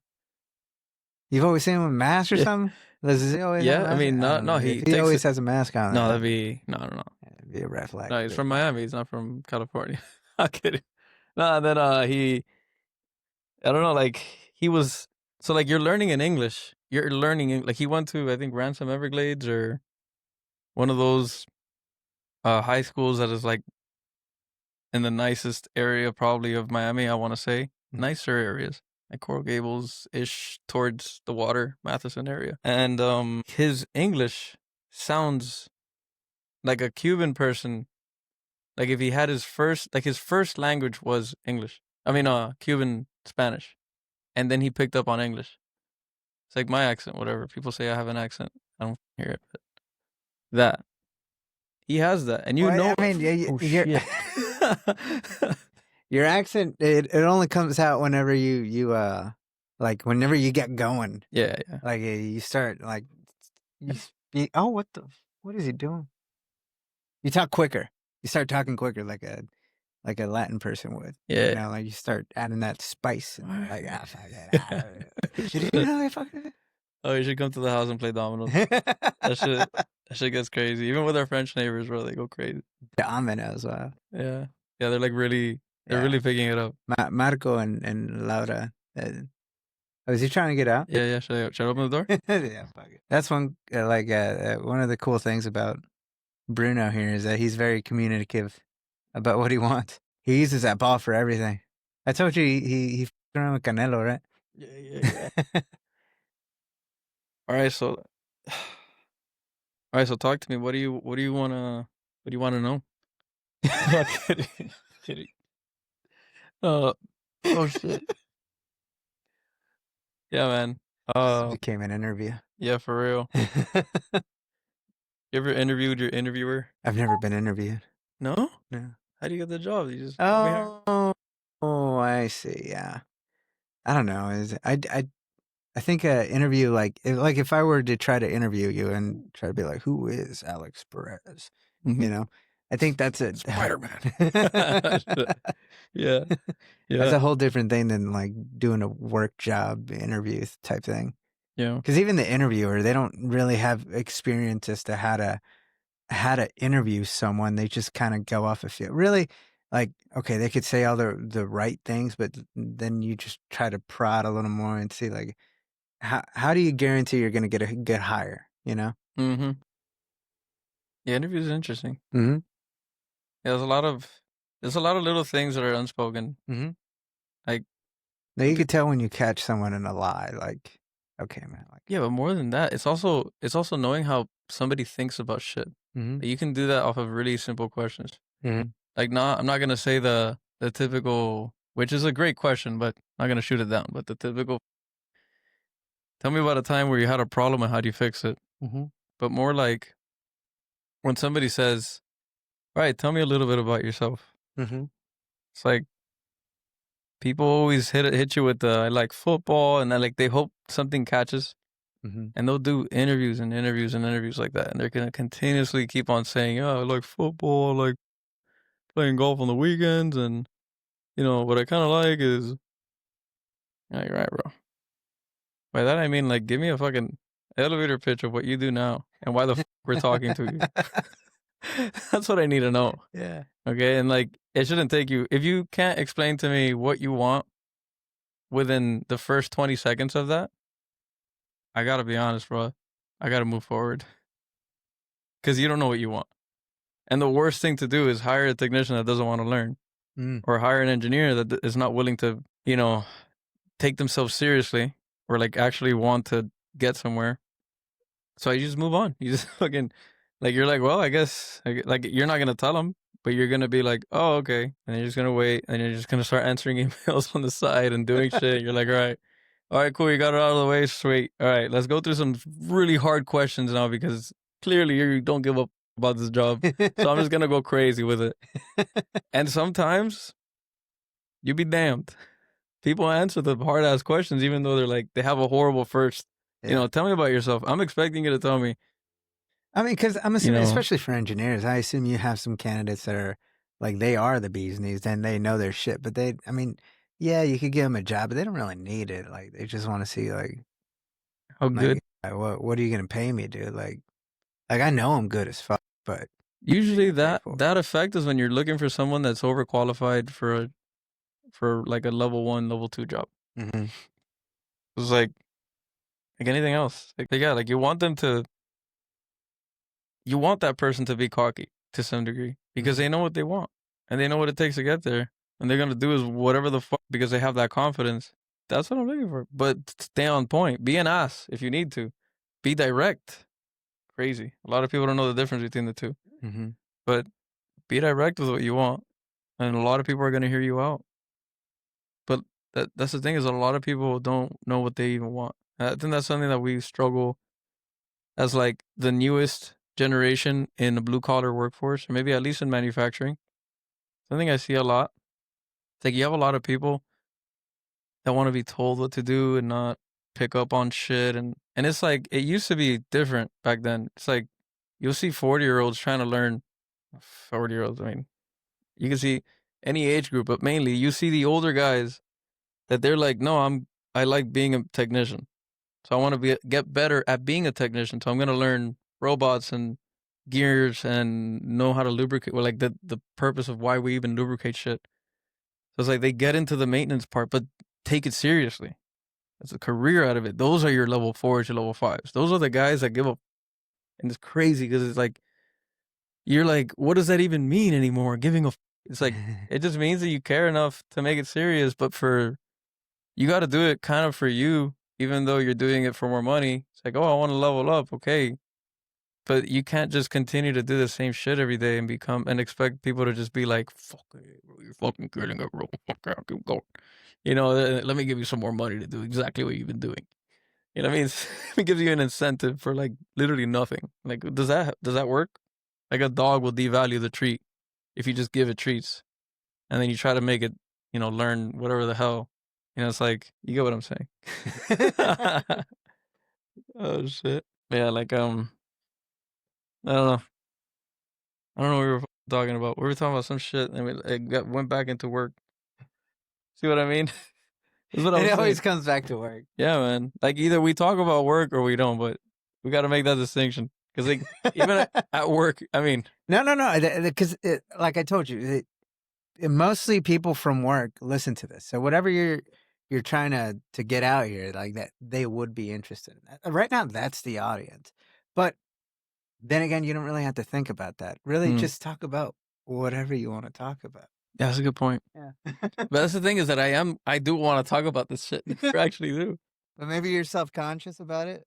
No, I have such a negative experience talking about work to friends outside of work. You have a negative experience? Like, yeah, I have a like they react bad. They like get offended. No, it's because I think it's because I grew up like with an older set, like an older generation kind of. You know, it's like they didn't want to talk about work on lunch. They don't want to talk about work. Like the guys I learned with, and like at work now, I work with younger people that are my age. Yeah, and I'm not used to that. You're not used to working with younger people that your age? At my age, no. No. It's strange. Like I learn a lot from the older guys. I like learning from the older guys. It's like a thing that I got from since I was born. I don't know what the fuck, but I'm always like, yeah, he probably knows more. So then I go and ask them, and they're like, and then we build this crazy great relationship between a tech and an engineer. Yeah. You know, and then they're like, and I think I got that from paint because I was one of two engineers or equipment engineers for all of the paint department. Mm-hmm. We weren't even on shift. Yeah. Like we were just like we're not directly related to production because they had technicians that know controls. And when they get stuck, they hit up the controls guys. Yeah. And you still had a full team of controls guys. It doesn't mean you didn't have anybody. Mm-hmm. But you also, yeah, you know, forgot again. Yeah, some good shit. Some good shit. Some great shit. No, but because my question was, you've had bad experiences trying to talk to people about work outside of work, like as if they're not really interested in like that. That's work. They don't want to think about work because that's work. Like there's just people that don't want to think about work outside of work because they don't like it. Maybe they don't like it. Difference is, I think you like it. I think you're really interested in what you do and. Yeah, it's fun. And like the very like the nitty gritty of everything, and I think that's why me, you, Travis, and Ram kind of click a lot in that sense because like we like talking about this shit. Like this shit like it makes us think. It makes us, it tickles our brain a little bit. I think we should do a group podcast. Yeah. I just got 2 new microphones. Yeah. Shout out Ram Travis. Shout out Ram Travis. Yeah, man. Yeah, bro. I remember seeing Ram during install, and like where he's at now. It's crazy. And I remember him being like, this shit. Not like he's in here. He's like, it's like that's like captured. I think it's hanging out with the racist Italians.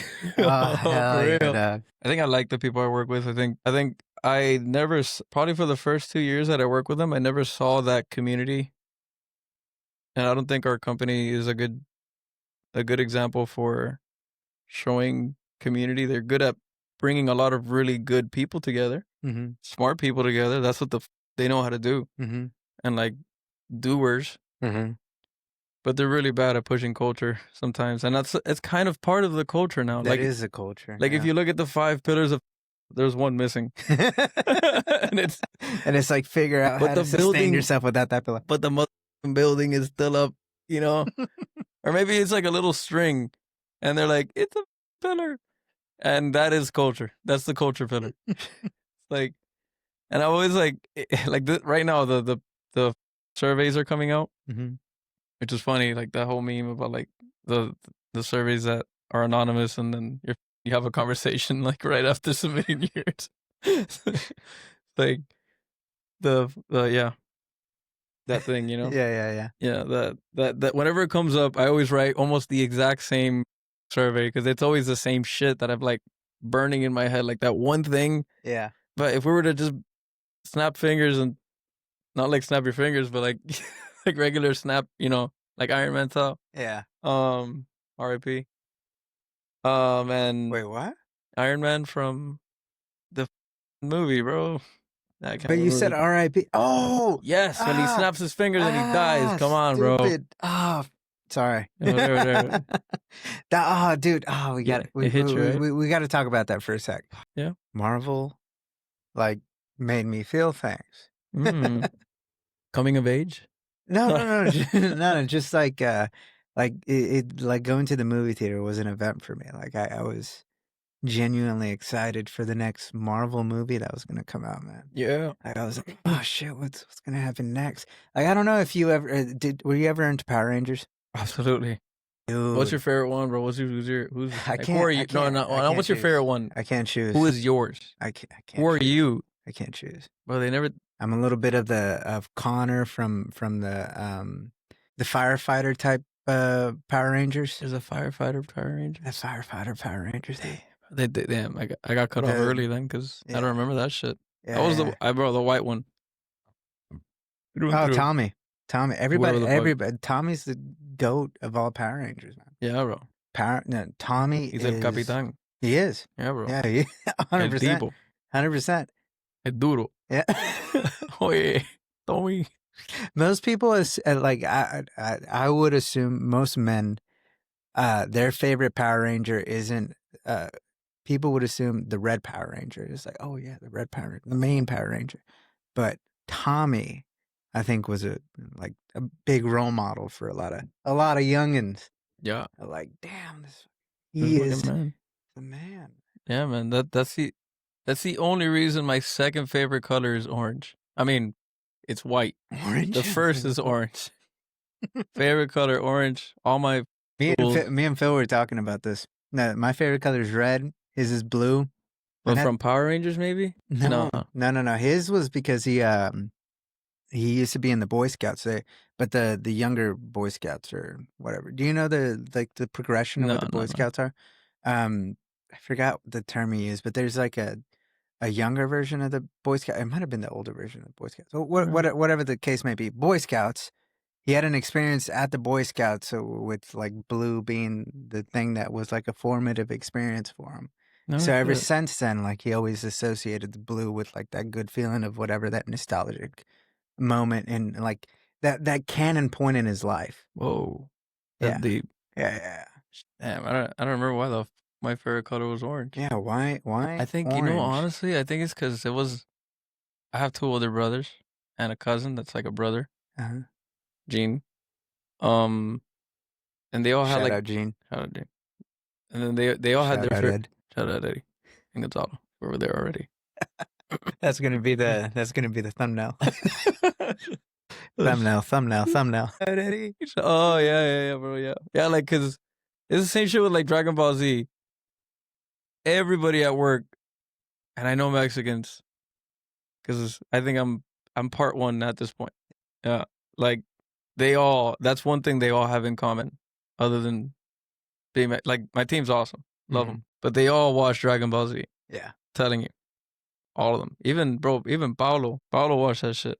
That was hilarious. But my older brothers liked the primary colors, as always, and I was left with like I don't know what's the primary colors again. It was fucking yellow, red, blue, yellow. And yellow. I was always left with yellow. So like if Ewi, I call him Ewi. If Ewi was blue and Gonzo was red because he's always player one, Gonzo, Eddie's always player two. Do I get? I get yellow. And I didn't like yellow. So I was always like, fuck, I like white.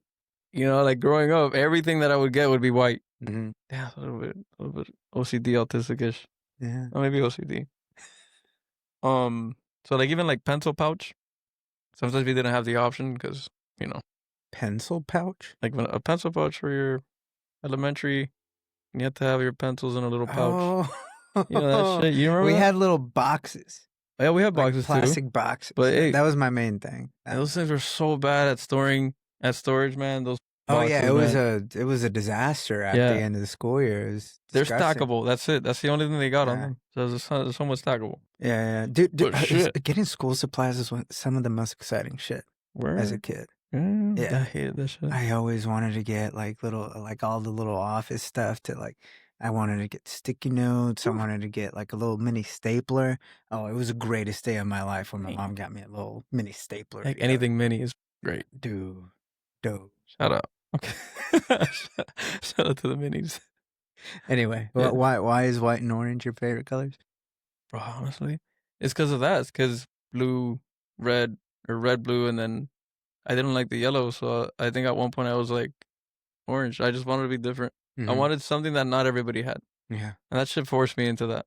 And I was like, I got to do orange. Like if you were to do a podcast studio, the cable would be orange. Yeah, 100%. Yeah. Yeah, my tools, all my tools, at least shout out to Harbor Freight. Okay, no more shout outs. All right, this is a free podcast, right? Fucking, but shout out to Harbor Freight. I fucking jack, my toolbox, my, jack stands, like the other boxes, anything I can possibly get. Like even the mini, I'm waiting for it. When that mini toolbox, the really small, like the one that's on Gilman's desk, I don't know if you've seen it. The little tiny one that's been coming out, and like Craftsman came out with one, Husky came out with them, and like they're all competing like right now. Like For a mini toolbox that could go on a desk? Yeah. Wow. Like at your desk at work. That's a good idea. And it's like the size Especially of your soundboard. for men. Like it's like you want a toolbox. You don't want a little cubby shit, for your desk. Toolbox just takes it to a new level. Even barbershops, like they use toolboxes. Yeah. Come on.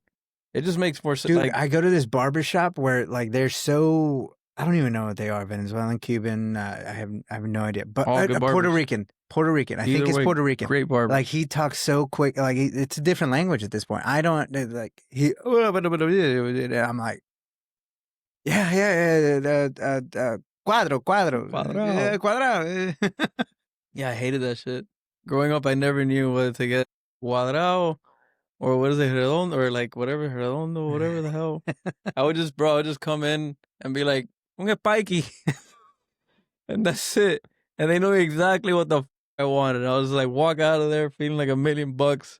Dude, go grab my candy. I would always get a flat top as a kid. Damn. Flat top. That was my thing. I loved getting a flat top. Yeah, but like we're talking like soldiers, like flat top.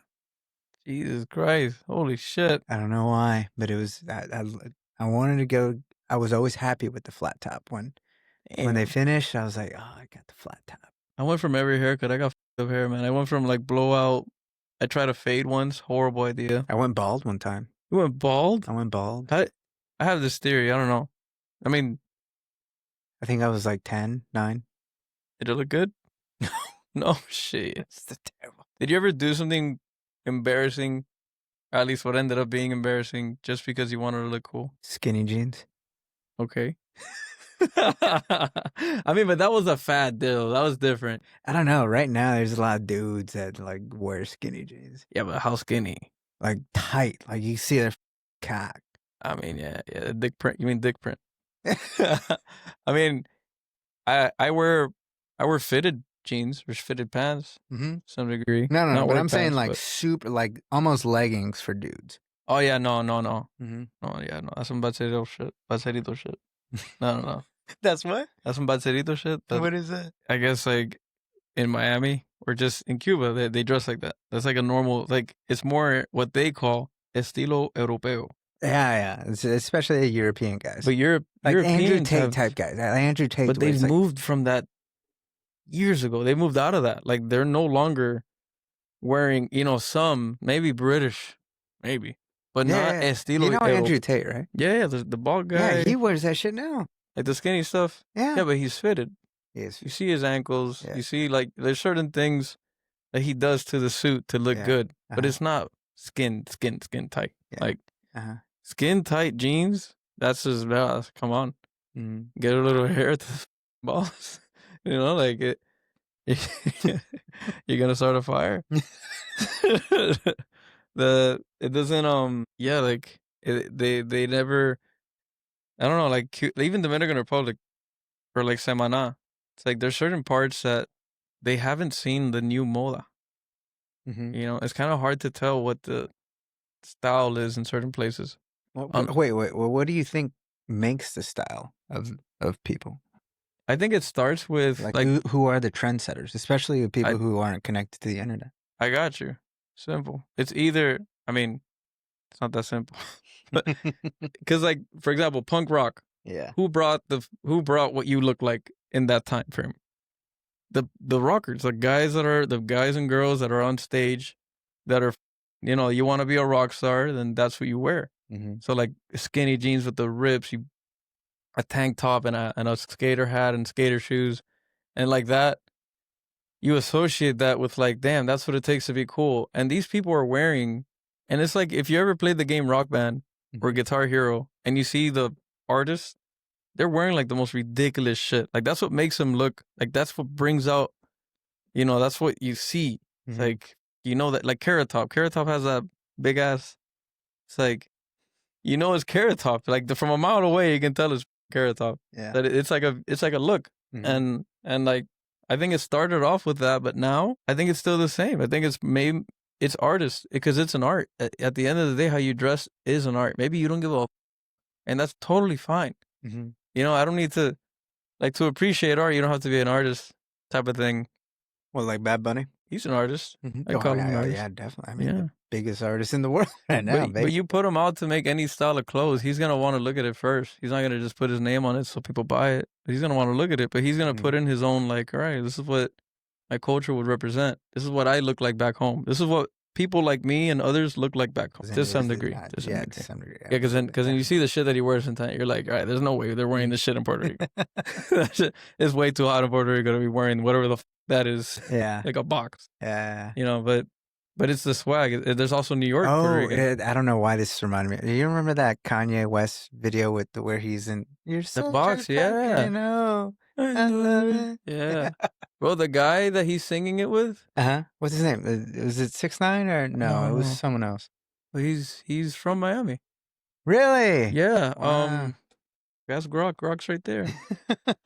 Yeah, I don't even know how to put that in. How would I ask?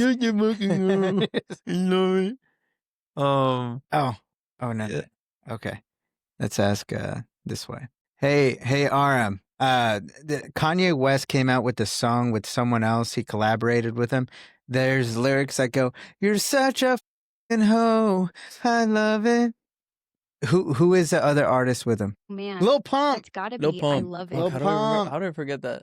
I knew it was Lil something. I didn't even know. I didn't even. Check out what high school he went to. Lil Pump. Oh yeah. Is it Hialeah Gardens High or some shit? Hey, what high school did Lil Pump go to? He went to Charles W. Flanagan High School in Pembroke Pines, Florida. Pembroke Pines, Florida. Where's that in relation to Miami? It's like, you know, it's like taking the Palmetto every day. You don't know what's north and east anymore. Oh, because that highway shifts. It makes a big ass turn, and that's it.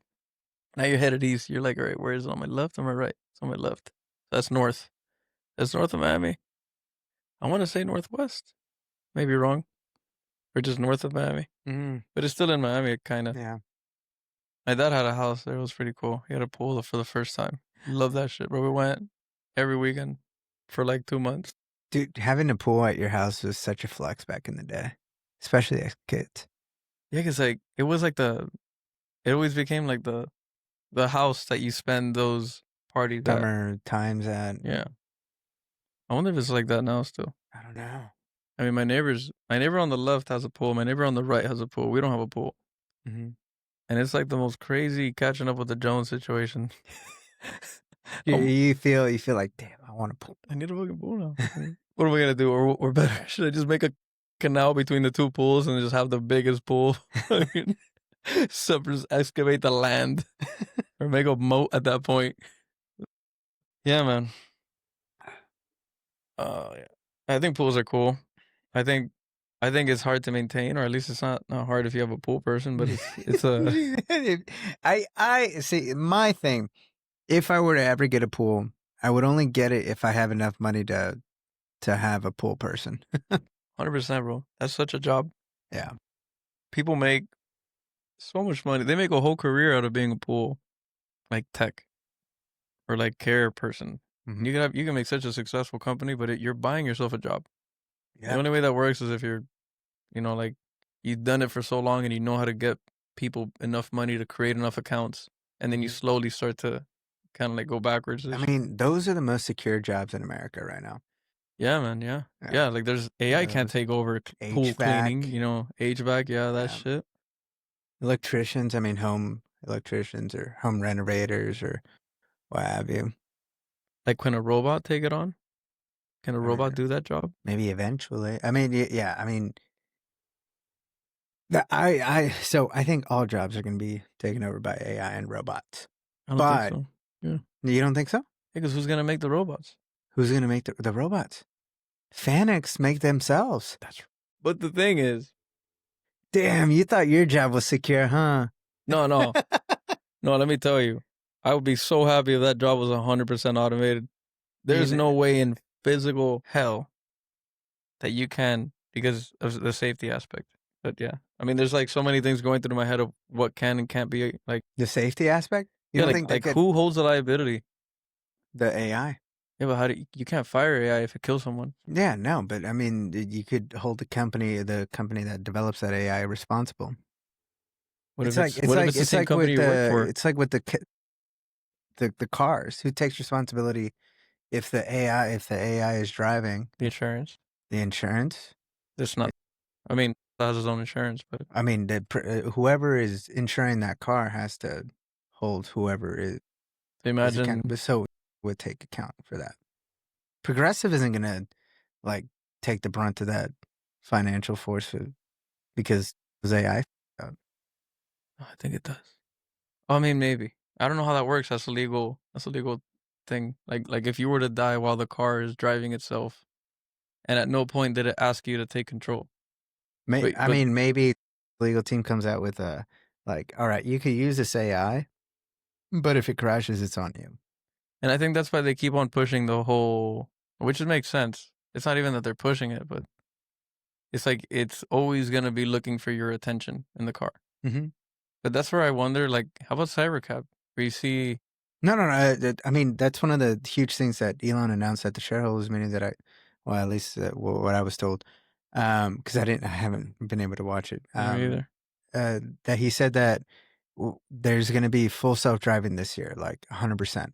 Like you don't have to pay attention. You could fall asleep. You could get... But city driving. City driving. Okay. Any driving. All conditions. I would love for it to get to the point where if it can go on highways, can it go long distances? Because you got to think. Can it charge itself? Just think of the liability. Who holds the liability at that point? Yeah, it charges itself, but who owns it? I think the fairest way of going about it is that holds that responsibility because they're making so much money from it. It brings the cost of driving or to zero. I mean, they're going to kill Uber. Uber and Lyft are done. I mean, you got Waymo. Yeah, but and you have between Waymo and... So Waymo might be good, like, city driving, but you're not going to take a Waymo from Houston all the way to Miami. It could do that. In a while. I mean, if it's your own car. You think no, Robotaxi. Robotaxi is going to do that far? I guarantee you they will. Bro, that's a bench. That's a bench seat almost. And I think the front the driver's seat and the passenger seat might be they're super comfortable. I think the market. I think the market. And how about this? So you think? I mean, because the Cybercab I think is more of a in-city like type little. That's what I mean. It's an in-city, but 100% they will develop something like a caravan. Oh yeah, like the bus, like the van bus thing. It could be a long distance type thing. Yeah, that'd be dope. I think it would be crazy if you can have a different style of charging where you can charge as you drive. Or, man, I really hope we get into this. Is like having. I know that there is no way, but for like the next 10 years at least. But if you look at Edison Motors, take a look at them when you get the chance. It's just a fucking truck. It's like no different than the technology we've had before, where you have a gigantic battery. Battery drives a truck. But what charges the battery? A big ass diesel engine sitting on the truck. On And top? on top. It got crazy mileage. You're not using the motor. You're not wearing out the motor at full load like if it was connected to a transmission. So it's a hybrid. Yeah, it's a hybrid. So you're just Okay. constantly charging the battery, and the motor is it's not at peak. It's like running at optimum operating conditions all the time. At least when you know, while you're driving. So you're like, I think that concept is going to burn batteries, because I don't think we're there yet with batteries where you can charge and use it nonstop. Not because I know, I'm not a chemist. I don't know that much, but it's just.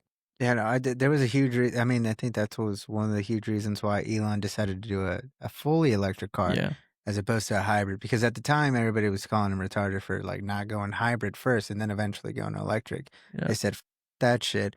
We need to focus on electric and make electric good, or else we'll never get there. No, it has a point, because you get like the range, like you can't make power from anything type of thing. You like the range that you're losing from carrying this battery. I mean, not the battery, carrying the engine. It's like these people that think that if you put a magnet in front of the car and put the opposite, and they think that's going to stop it. Yeah, it doesn't work. Oh shit. No, but like I think that's the future for trucking, because you need long hauls, you need a quick refill, and you need to have that crazy torque, like when you need it, you know. And it's like it keeps the oil companies happy, and it no, I'm still. Actually, you know what? Yeah, fuck it. Let me get one.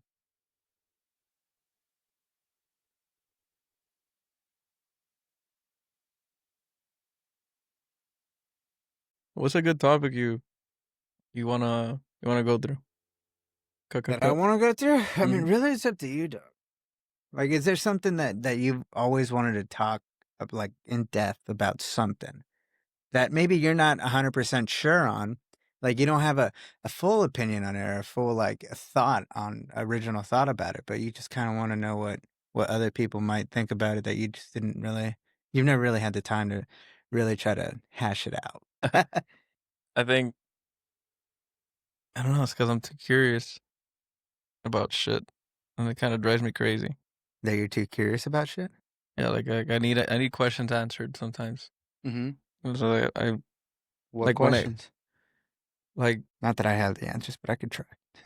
Like, for example, that one of the biggest reasons why it's hard to get to space. And I've always wanted to ask somebody this shit. But one of the hardest one of the reasons why it's so hard to do things in space is because it takes so much energy to get there in the first place. And two things.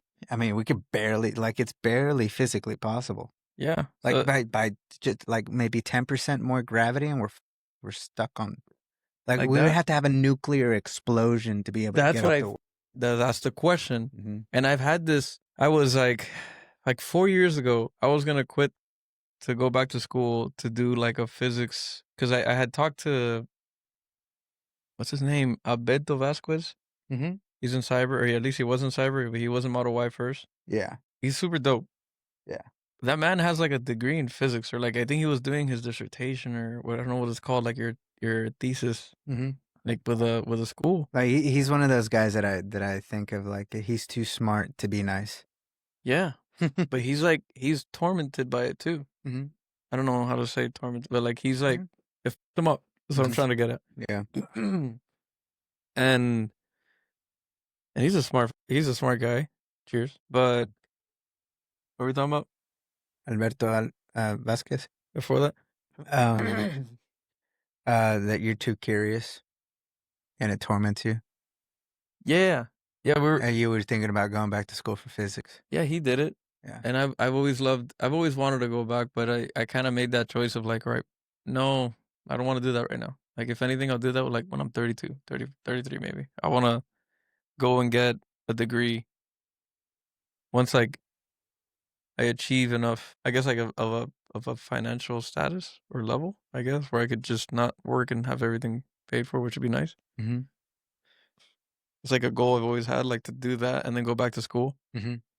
And do like something like that, because I think the future really for where it's gonna go isn't, I think it is fighting, not fighting. It's gonna be some type of nuclear warfare, Mm-hmm. but like in space type of thing. Like the nuclear, like the Cold War, but for space is gonna happen part 2. Like we had it during the Cuban Missile Crisis or something, or the Cold War times. Mm-hmm. We had it then. I mean, we're basically in a Cold War right now. Did you see that tweet from Trump that says we're gonna start testing our nuclear bombs again? Yeah, on a regular basis. and we just and it's like, if you think of what that Space Force, Mm-hmm. nobody talks about that shit. No, and I think it's on purpose.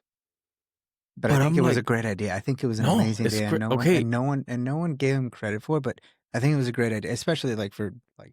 There's 2 main things then that I want to talk about. Love to talk about this. If you have an atomic bomb that creates so much energy that brings you to space, then you're in space. Now you can have another atomic bomb and continue going forward, going boom boom fast. Yeah. And then get to where you got to do, and then come back. Like, yeah, the space-time continuum is gonna fuck you up.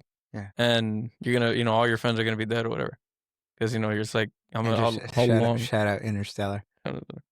And you come back, or like maybe you want to build some type of mining or some type of energy or some type of something somewhere else, so that we can go and explore the universe. But what if that? You know how we're always like, oh, we want infinite power. And we know that nuclear energy does somewhat that, but like like a human compatible way. In a human scale. AKA nuclear reactors, where they have the craziest safety protocol ever, and they create an energy out of this thing, the enriched plutonium, whatever. Mm-hmm. But that's from this very complex like process, and it's like, what's the quick and dirty? What's the myth? In Mythbusters, like where they couldn't do the myth, and they're like the myth or whatever, they couldn't bust it. Mythbusters in our culture nowadays, or even the Junkyard Wars. You should make that. Was it Mythbusters? Like at the end where they're like, all right, what if we just crash it into a wall and see what happens? Mm-hmm. That's what I'm saying. Like, that's basically what you might want to go to SpaceX. Yeah, but because SpaceX is basically a company like built off the myth busting a bunch of like problems. Word. I mean, but like look, really all they test everything to the limit. Like they blow shit up on purpose. Yeah, and like not just rockets, but like literally, like they. But this is the thing. Hold on, wait. Mm-hmm. I'm with you. I know that part, but the interesting part to me is the Space Force. Yeah, that was weird. I don't know what that was, but yeah. Reality's breaking. You what? Reality's breaking. Hey, it's getting there. Oh shit! Damn, that shit fucked me up. So first is transportation. How far can you go with an atom bomb of any type, or whichever type makes the most energy? Mm-hmm. How can we contain it? And why are we not working on containing it unless we are? How do you contain such a blast? Because we're containing the particles, getting excited and doing the whole thing to generate steam and spin a turbine and create energy. Cool. Mm-hmm. We do that in submarines. We do that in, I mean the human species. Did you know that type of physics, like the study of nuclear bombs, like all that, that's illegal. What? Yeah, you can't study that stuff. You can't find books on any of that. I mean, fuck it. But I'm saying Space Force. That's the second part. That's the burning question that's in my head. Like, I'm sure that somebody's thought about it, whatever. And everything that we've thought about has been thought about. But like how we're pursuing space travel right now, like we're doing it in such a way where it's like reach this safety factor that you can get there. Like overbuilt it and then test it, and overbuilt it and test it, and that's what SpaceX is doing. That's what I've picked up on. And then like, why aren't we doing that? Like, how we have the Large Hadron Collider type construction, and then you see that thing and you're like, well, it's supposed to be constructed here in Texas, though, right? And then they canceled it. The government didn't approve it. no idea. Hmm? Oh, no idea, but yeah, that. Mm. And then like there's like the other, like, you know, like in a Iron Man, like the thing that's in his chest, like fusion reactor. This is going forever or whatever. It's self-sustaining. And I'm imagining that those are two separate types of energy. But imagine having a thing that can contain the nuclear blast, and then just using that over and over again.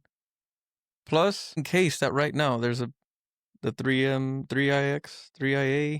Atlas, the comet thing. Yeah. And I've like, because there's a lot of talk around it, like in different media outlets like Facebook, Instagram, like Instagram and Facebook, they take a very like love story, I don't know, narrative type of effect to it. Like, oh, like it stayed in the same, it stayed in the same orientation after like a certain amount of time. And that's not normal with the comments, or like the oval shape is what you usually see, and this one has like a more rectangular, you know, so like you start to think that it's like an It's alien. like shape shifting, actually. And but they do it to like, you know, for the views and whatever the to make you click, and then an ad and to push ads or whatever. But it's also like we're curious. What the is that shit? A lot of people are wondering what the is that, and I can't be alone in seeing it, whether it's on Facebook or Instagram, or when I actually Google it and see what it is. It's like, oh no, it's just a regular comment and it's just on its way there. But like, nobody can give you the fact that nobody can give you a solid answer. And let's say, in the case that it is a spaceship on its way here, what the are we gonna do? Have you ever heard of the 3-body problem? Nah, everybody also tells me to watch that shit. I think you did too in Mexico. Well, that right there, that concept that you're wrestling with right now, that's the show. It's like it talks about that, or it's like it's actually happening? In the show, it's actually happening. So like, Space Force would, in my head, create some type of defense mechanism with all the debt that we have, you know, because it doesn't matter. Military is military. Money's fake. And we can't take care. Yeah, exactly. So money's fake in that case. So you have an infinite amount of resources. I mean, it still is fake. Yeah. What are you gonna do to make sure that this doesn't just wipe us out the same way it did for the dinosaurs? And we gotta do it. This is like where all those minds come together. What we were talking about earlier. It's like these really good people that are really good at doing things. The fact that they're not recruiting also makes me kind of like, like every branch is always recruiting. Space Force? Yeah. You don't think they're recruiting? They're not like actively. You don't go and see a fucking active. But like anytime that there was a new military branch, it's because there was there was a need, and then there was a recruitment thing locally. I mean, that's only the public stuff that we know. I think there's a lot of shit going on in a huge way that you're talking about. Huge, like exactly how you're talking about. That people have thought about this, and I 100% believe there's a lot of shit, huge projects going on revolving around exactly what you're talking about, but very secretive. Yeah, not just secret, but even the government tries to sew in, like they put in information out there just to kind of confuse you and throw you off the path and like make you think something else when really it's actually this, or they tell you and then they throw something else in there, so you never get a full picture. Yeah, but like think. I agree, and I'm pretty sure they're not going to tell us that for a while. But like, I think that there's a line you cross where you have to accept that I'm really far from the mic. My bad. I think there's a line that you cross at one point where you have to just accept the fate of like, all right, we didn't first fly. Like we didn't do air shows first, and then we took planes to flight, like for war. You get me? What do you mean? Like we probably did commercial flight. I don't know what came first, commercial flight or like warplanes. I think 100% warplane first. But military takes it up because it's defense. But this time you don't have a defense versus another country. You have defense versus the universe to some degree. So you have this thing coming at you. You need bigger firepower or smarter firepower. You're not going to use some bullets. And it's not another country that's sending this thing, because we clearly have the proof that it's not another country, because people will be tempted to be like, China, you know, or like whatever the is Russia. It's like, no.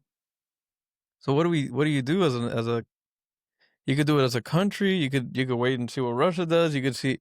So who's going to protect the earth when it's time? This is some Superman shit. You know? So who's going to step up to the plate? Are we going to work like how we did on the Airbus? Are we going to work 17 nations at the same time, or countries at the same time, to come up with a product to sell? No, this is a piece of equipment. This is the first pistol ever being built. Whatever the first rifle, the Westinghouse or some, I don't know, whatever the name of that. I know there's a gun. We went to like the house or whatever where the owners were, and it was haunted and shit. It was weird. It was a weird ass house. It was in California. But this is that, and we're building it as a military. What it is, I don't know. It could just be a rail gun that's pointed at the damn thing to try to split it, but like some crazy rail gun. Or it could be a nuclear bomb. But we're building a nuclear bomb to shoot at the comet? Yeah. Oh, yeah. That's where it all comes together. That's my question. That's like I mean, that's what they did in, pardon for going back to Marvel, in the Avengers, the first Avengers. You remember when Iron Man, like, literally guided the nuclear bomb into that hole? I gotta rewatch that shit, Iron Man literally went inside that space hole and, like, to guide that missile in there, and that missile, like, that nuclear bomb just exploded inside. Damn. Yeah. We're not that far from that shit. I mean, maybe not the space hole. The space hole. Yeah. We'll get there. Yeah. Yeah. But yeah, that's like I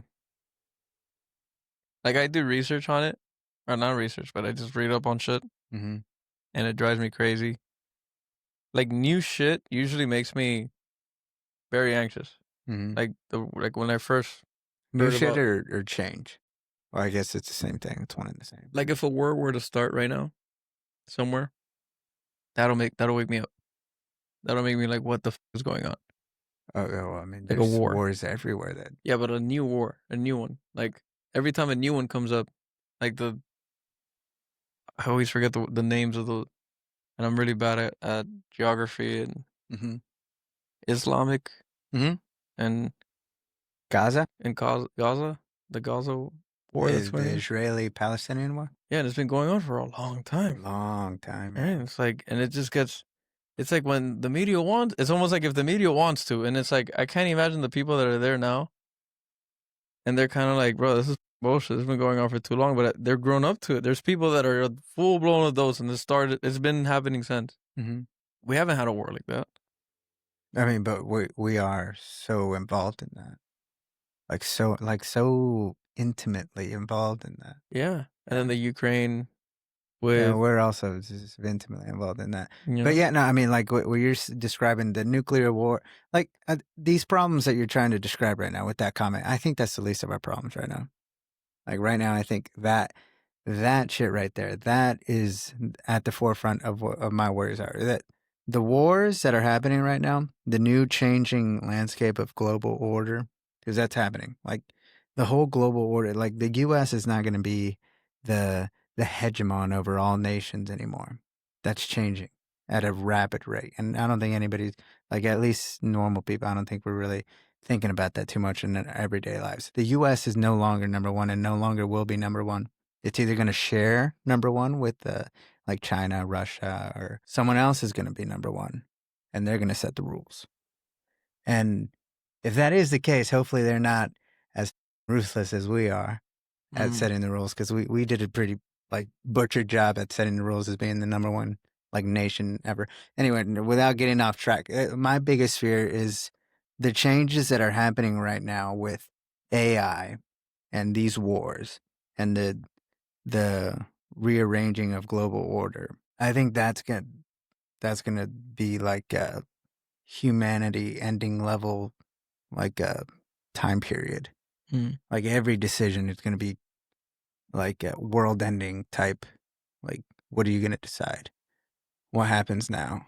Is everyone gonna die? Yeah, sometimes you have to show more power. It's not good, but then again, if you had a bunch of scientists running the world, it'd also not be good.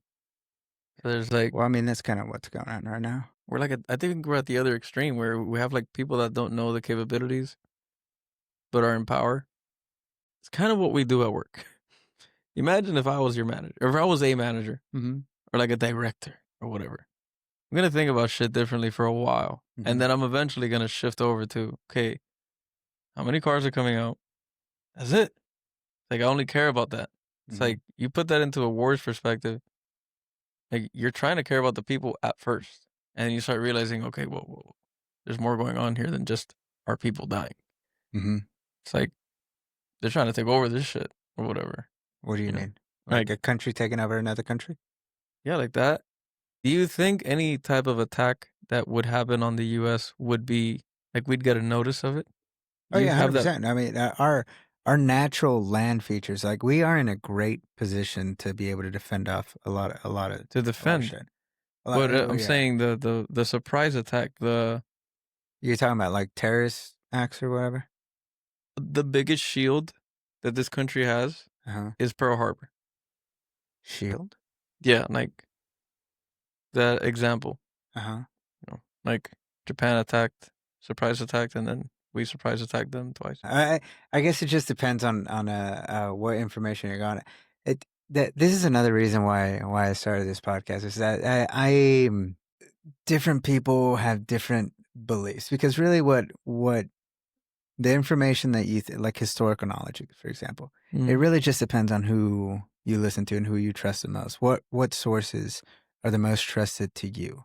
Because we weren't really taught how to differentiate between sources and know what is telling the truth. How do we know what's telling the truth? And I think most of us are just kind of going off of vibes right now. Like, okay, I think this person is telling me the truth, whether it be the news or it be a podcast or whoever you get your news from. You have some type of trust with them that they're telling you the truth, and that's where you're getting your information. Everybody has a different way of trying to figure out where their truth is coming from. And I lost my point. Yeah, some shit.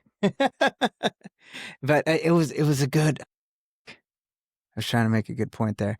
Because you were talking about Pearl Harbor.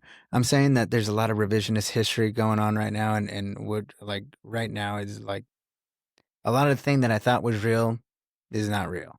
And by that, I mean, like, a lot of the official stories and shit like that. Like, for example, Pearl Harbor being a surprise attack. Like, there's information to the contrary saying that it wasn't a surprise attack. We knew about it. But we had a lot of pressure trying to get us into World War II. Because we were the only country. Imagine this. During World War II, we were basically one of the last countries to actually enter that war. Like send our people there, send our men there to defend foreign land.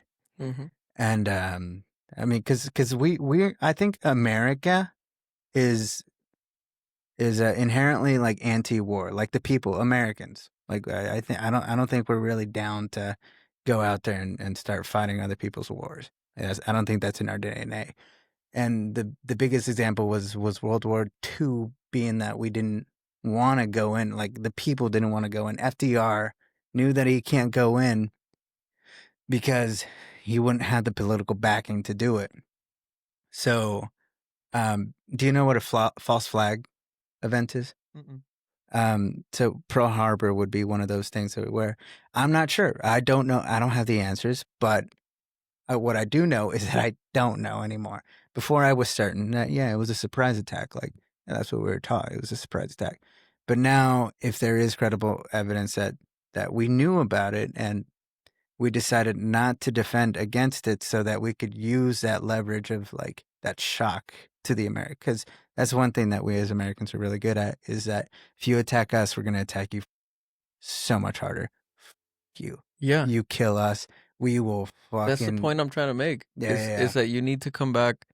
But that event that first happened, let's say whether it was planned or not planned, But that event that first happened, or we didn't get to react fast enough. Or we knew about it and we let it happen so that we could go into the war. What I'm saying is, think about how that changes. What do you mean? From the technology that we had back then to the technology that we have now. Think about how that surprise attack is no longer a few jets coming over. It changed. There's a different manner to attack. So how do you defend against that? So like, you know, like what a CRAM is? I love this thing. A CRAM? Have you looked it up, bro? No. There's other versions, but like a picture, or do you want Grok? No, you could even YouTube it. Oh, CRAM. Letter C and then RAM. CRAM. Shout out RAM again. Oh, RAM. Okay. Here, I'm gonna take a quick piss break before we watch this video. Do you know what Oculus is? The VR glasses. Yeah, the VR headset. Yeah, he started that company. Yeah, and then Facebook bought that company. And when they bought the company, that he came along, right, and they gave him a salary and all that, bunch of stock and shit. Oof. But they fired him because he supported Trump in 2016. Who? Palmer Luckey. It was a Facebook employee. I mean, at this point, it was a Facebook employee, but he started Oculus. Facebook acquired the company, and he joined Facebook, right? Okay. But because of his whatever he said politically, like, they fired his ass, and that was a huge deal at the time. It was like, what the can't fire someone for like free speech, right? Well, I mean, obviously you're a private company, and you can do whatever you want, but like that's very anti-American to fire someone because of their political leanings. Well, actually, I don't know. I think that might be illegal, right? You can't fire someone because they support a certain political candidate. Probably not, but that's probably what the media led us to believe. So, I mean, the point is that Zuckerberg, he obviously didn't stop that, and he was supportive of it, and a lot of people were supportive of it, so they fired his ass, and sure enough, now he started a different startup, and now he's like he's part of the military-industrial complex now, but but his whole story is really interesting. Anyway, so Zuckerberg was not a free speech type guy, but now that Trump got reelected in 2024, he's a free speech type guy. Boom. He even went on Rogan and described that, hey, it wasn't my fault. The Biden administration, they bullied us into censoring all these people, all that COVID stuff. Like, you know how we took away all the true information and called it misinformation? That was because the Biden administration made us, like, scared us and threatened us to censor all those voices. Sleepy Joe. Shout out Sleepy Joe. You know? It's a good guy. Ya, bro, qué difícil. Qué difícil, me la pusiste. Shit. Let's see. Is this switching? 1, 2, 3. Yep, we're good. Boom. Hello. Boom. Shakalaka. How do you like this so far, podcasting? It's cool. I feel like definitely the second episode would probably be the one to send live. But because there's a lot of shit that I say that I don't always fully believe, or I believe and I don't have enough information. Like, Anna's made it very clear that I need to work on being a little more aware of the political climate of our own country. Because I honestly don't give a fuck, to be honest with you. Yeah. I mean, most people don't. Yeah, but like, it's stressful, and it only like up relationships. So like, why even? Yeah, but you watch. That? Okay, your wife watches the show, and you're like, I don't like that show. Time goes by, and then you're like, I don't know, putting something away in the dishwasher, and she's watching that show, and then you're like, he did what? Or yeah, get like, you know, like you get like, you know, get them, you know, like you hear what the characters are saying, and it intrigues you, like the drama of it. So it pulls you in. It pulls you in. Oh, is she telling you all the drama of politics, and now you're kind of interested? Yeah, but it has to be interesting. Yeah. And I like all my life, shit, every history class. I mean, I did good in history, in American history. That's it. I didn't take European history. I probably took world history, but I was too young. I was like, what, 7th grade? Taking world history is like, I don't know. I would just, so like, they didn't do a good job at teaching me, or maybe I didn't do a good job at paying attention or being intrigued while I was young, because all I wanted to do was play music and that's what all young you people know wanted. Yeah. eat shit, smoke weed. That's it. And damn, my mom ever watches this? Sorry, mom. Mama, I Sorry, Mom and love Dad. you. Yeah, maybe no, maybe I my tried. dad. I came out good. My mom knew I smoked. Probably from the three of us. I mean, my brothers never smoked. And I was like the only one that was smoking, so it was a big deal. Like they had like an intervention with me almost. They're like the whole family sat with me, and they're like, you gotta stop doing that. It's not good for you. And I'm like, I think I remember saying, it's not good for me. Like, tell me, tell me what part of this is not good for me. I'm doing great. I love life. I'm doing you. shit. Yeah, like I'm having a time. I'm high right now. And I'm doing, and I love it, and it hasn't changed how I interact. Maybe I have red eyes and I'm talking like slowly, but it hasn't changed how I interact with you. And that's I've been conscious like that. Like I've been thinking of that. I feel like I'm older being younger. I don't know, like growing up like that. And like saying that to my mom, and my mom would be like, "Oh, you can't. That's the devil." You know, Dominicans are Devil's lettuce. If weed to a Dominican parent is, you might as well. To die. any Latin parent. I Bro, mean, yeah. they're like, "Ay, mi muchacho," like like he killed himself for you. He might as well be dead. Might as well be dead. My dad's never given a. I don't think he would have cared, but he is kind of like straight edge. So he's kind of. Yeah, my dad too. He'd kind of He be like, barely even drinks. like, what are you doing? And then he'll be like, all right, I dare you to do it again, type of thing. But my mom would be like, you're killing me. Oh my God. I don't know if your parents were like that. Both my parents were, you're killing me. Oh my Like God. that. Well, I mean, they didn't have that reaction, but they weren't happy about it at all. Like, at all. Yeah. They were very worried, very worried. I think it associated them with, if I had friends that I gave a shit about, it's because we smoked together. That was it. That was the only thing. So like I made really good friends growing up, like you can call them best friends, multiple. And by best friends, I mean I filled up as much time as I can during the week doing shit or just things, smoking mainly. Just hanging out. Just hanging out. And then playing ping pong or some shit. And then, or going to band practice, or going, like, you know what that is to play jazz music? Sophomore year, you're playing jazz, I'm a jazz drummer. And I'm right after school, I'll go with one of my friends, I'm not going to throw their name out, but I'll go with one of my friends, we'll get blasted, and then go back to jazz practice, or concert band practice, or marching band practice, which I don't recommend marching band practice. Bad mix. But jazz and concert's hilarious. Being high and like seeing how serious people take that shit at that age. I don't know, maybe I was like a little, even then, the people that I was around in the rhythm section, they were 2 years ahead. They were like, I was a freshman, they were already a junior, and I was always in my head like, damn, bro, it's never going to be like this again. Like once these graduate, I'm not going to have anything left. On senior year, I left band because I didn't have the people that I was playing music with for the last 4 or 5 years. And I built such a connection with them, and I was like, this is my rhythm set. Like, that's my bass guitars. This is the backup. I was probably almost best friends with the backup drummer because we did one, like, it was always a 50-50. That's like an actual 50-50 type of relationship where, like, you're actually I'm playing one song, you're playing the other song. And then when you're not there, I fill in. Because jazz without drums or a rhythm section is useless. So, like, when our bassist wouldn't be there, the band director was playing the bass. She'd be like, all right, guys, let's do this, let's do that. And she had a different way of, like, but when you're sober, it's great. Love it.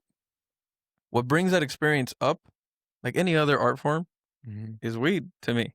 Yeah. And so it's like I can take more of my time. I'm taking deeper breaths. I'm more calm. I could listen to jazz and replicate it.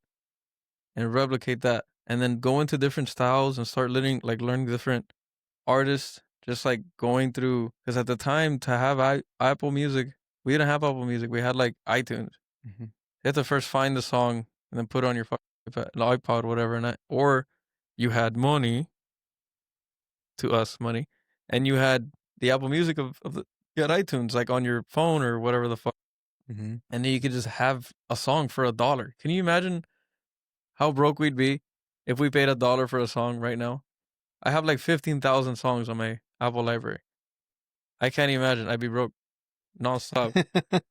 It's like, and I'm like into all the music that's on my shit. I don't have like a specific type of, oh, I like this music the most. I listen to all of it. What actually? What's that sound? I think that I did feel that sound. I think it's a heater, but no.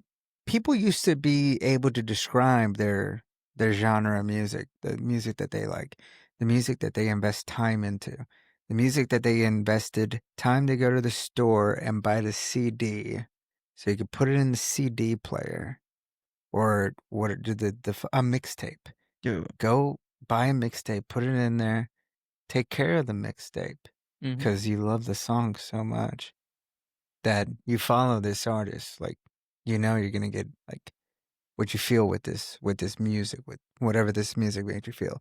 Now, I think a lot of people don't even know like their main genre, like their favorite music, like how we can distinguish what our favorite color is. I don't think a lot of people can distinguish what their favorite music is. That's a good fucking point. I think it's more like seasonal. Mhm. Like you find this artist or you find this type of genre and you stick to it for a while and then you move to the next one. Mm-hmm. Like I think you should ask. It's a good question to ask your partners because I always know what my partner's favorite song is, but I don't know what they're into in that moment. Mm-hmm. But it's kind of always a mix of, like, it kind of narrows down to the basic stuff, like salsa, reggaeton, merengue, kind of falls under the like the Latin, and then you have like American, like I don't know, maybe I have a Kanye Mm-hmm. like repeat, like, which I love.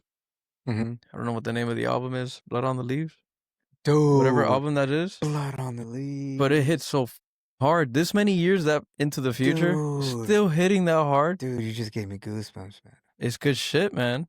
You don't go back to, I mean, I don't know how people out there feel. I'm gonna keep saying that, even though I know that it's implied.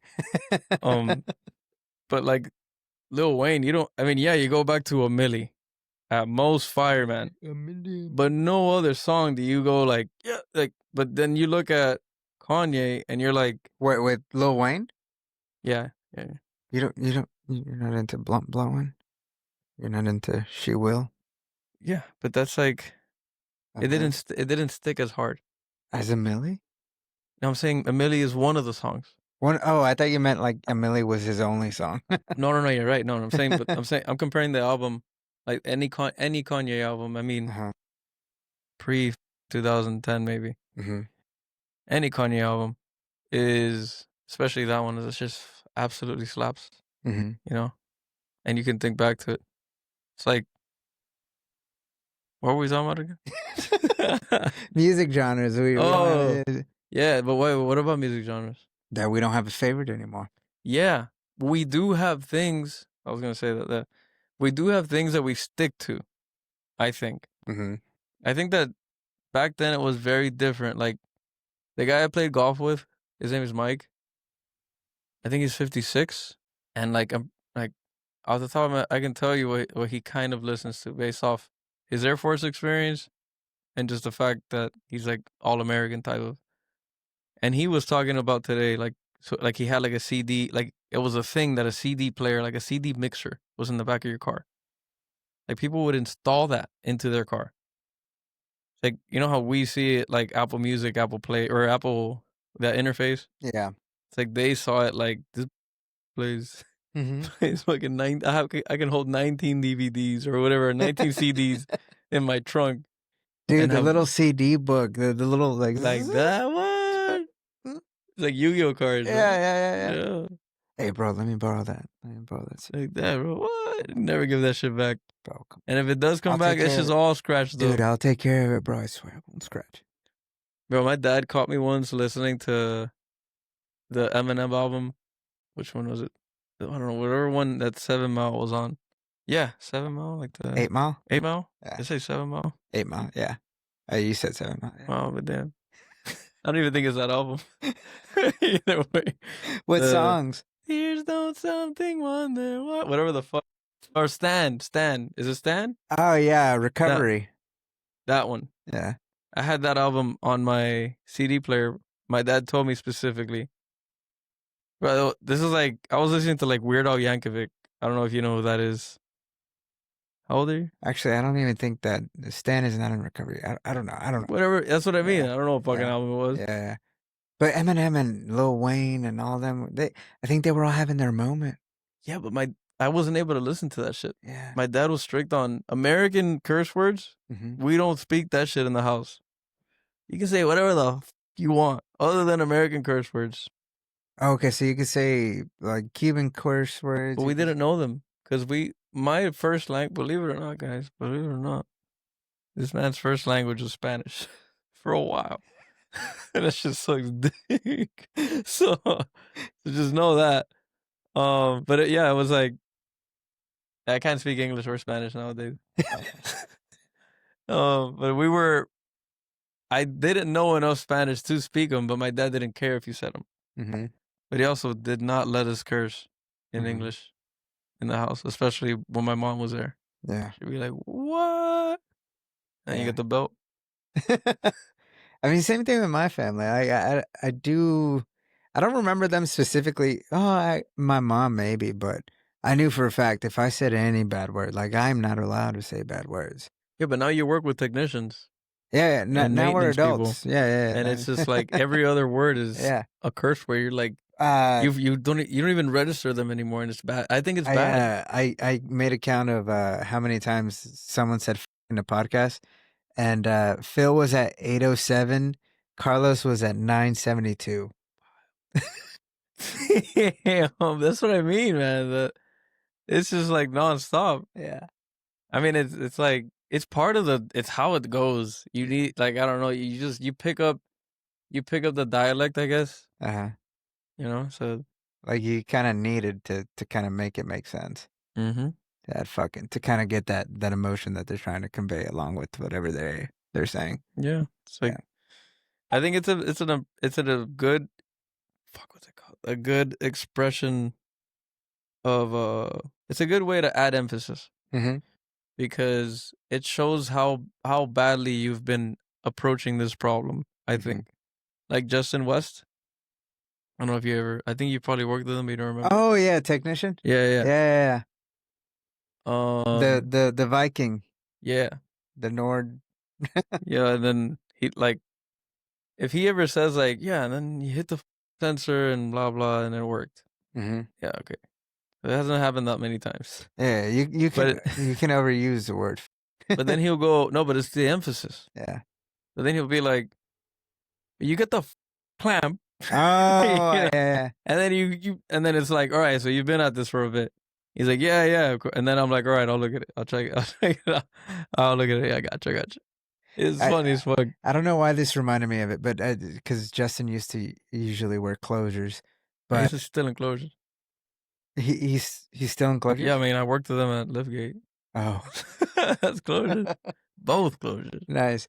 But no, that so it made me think about closures, and then it like in my head it brought me back to the moment where I specifically remember first like seeing you.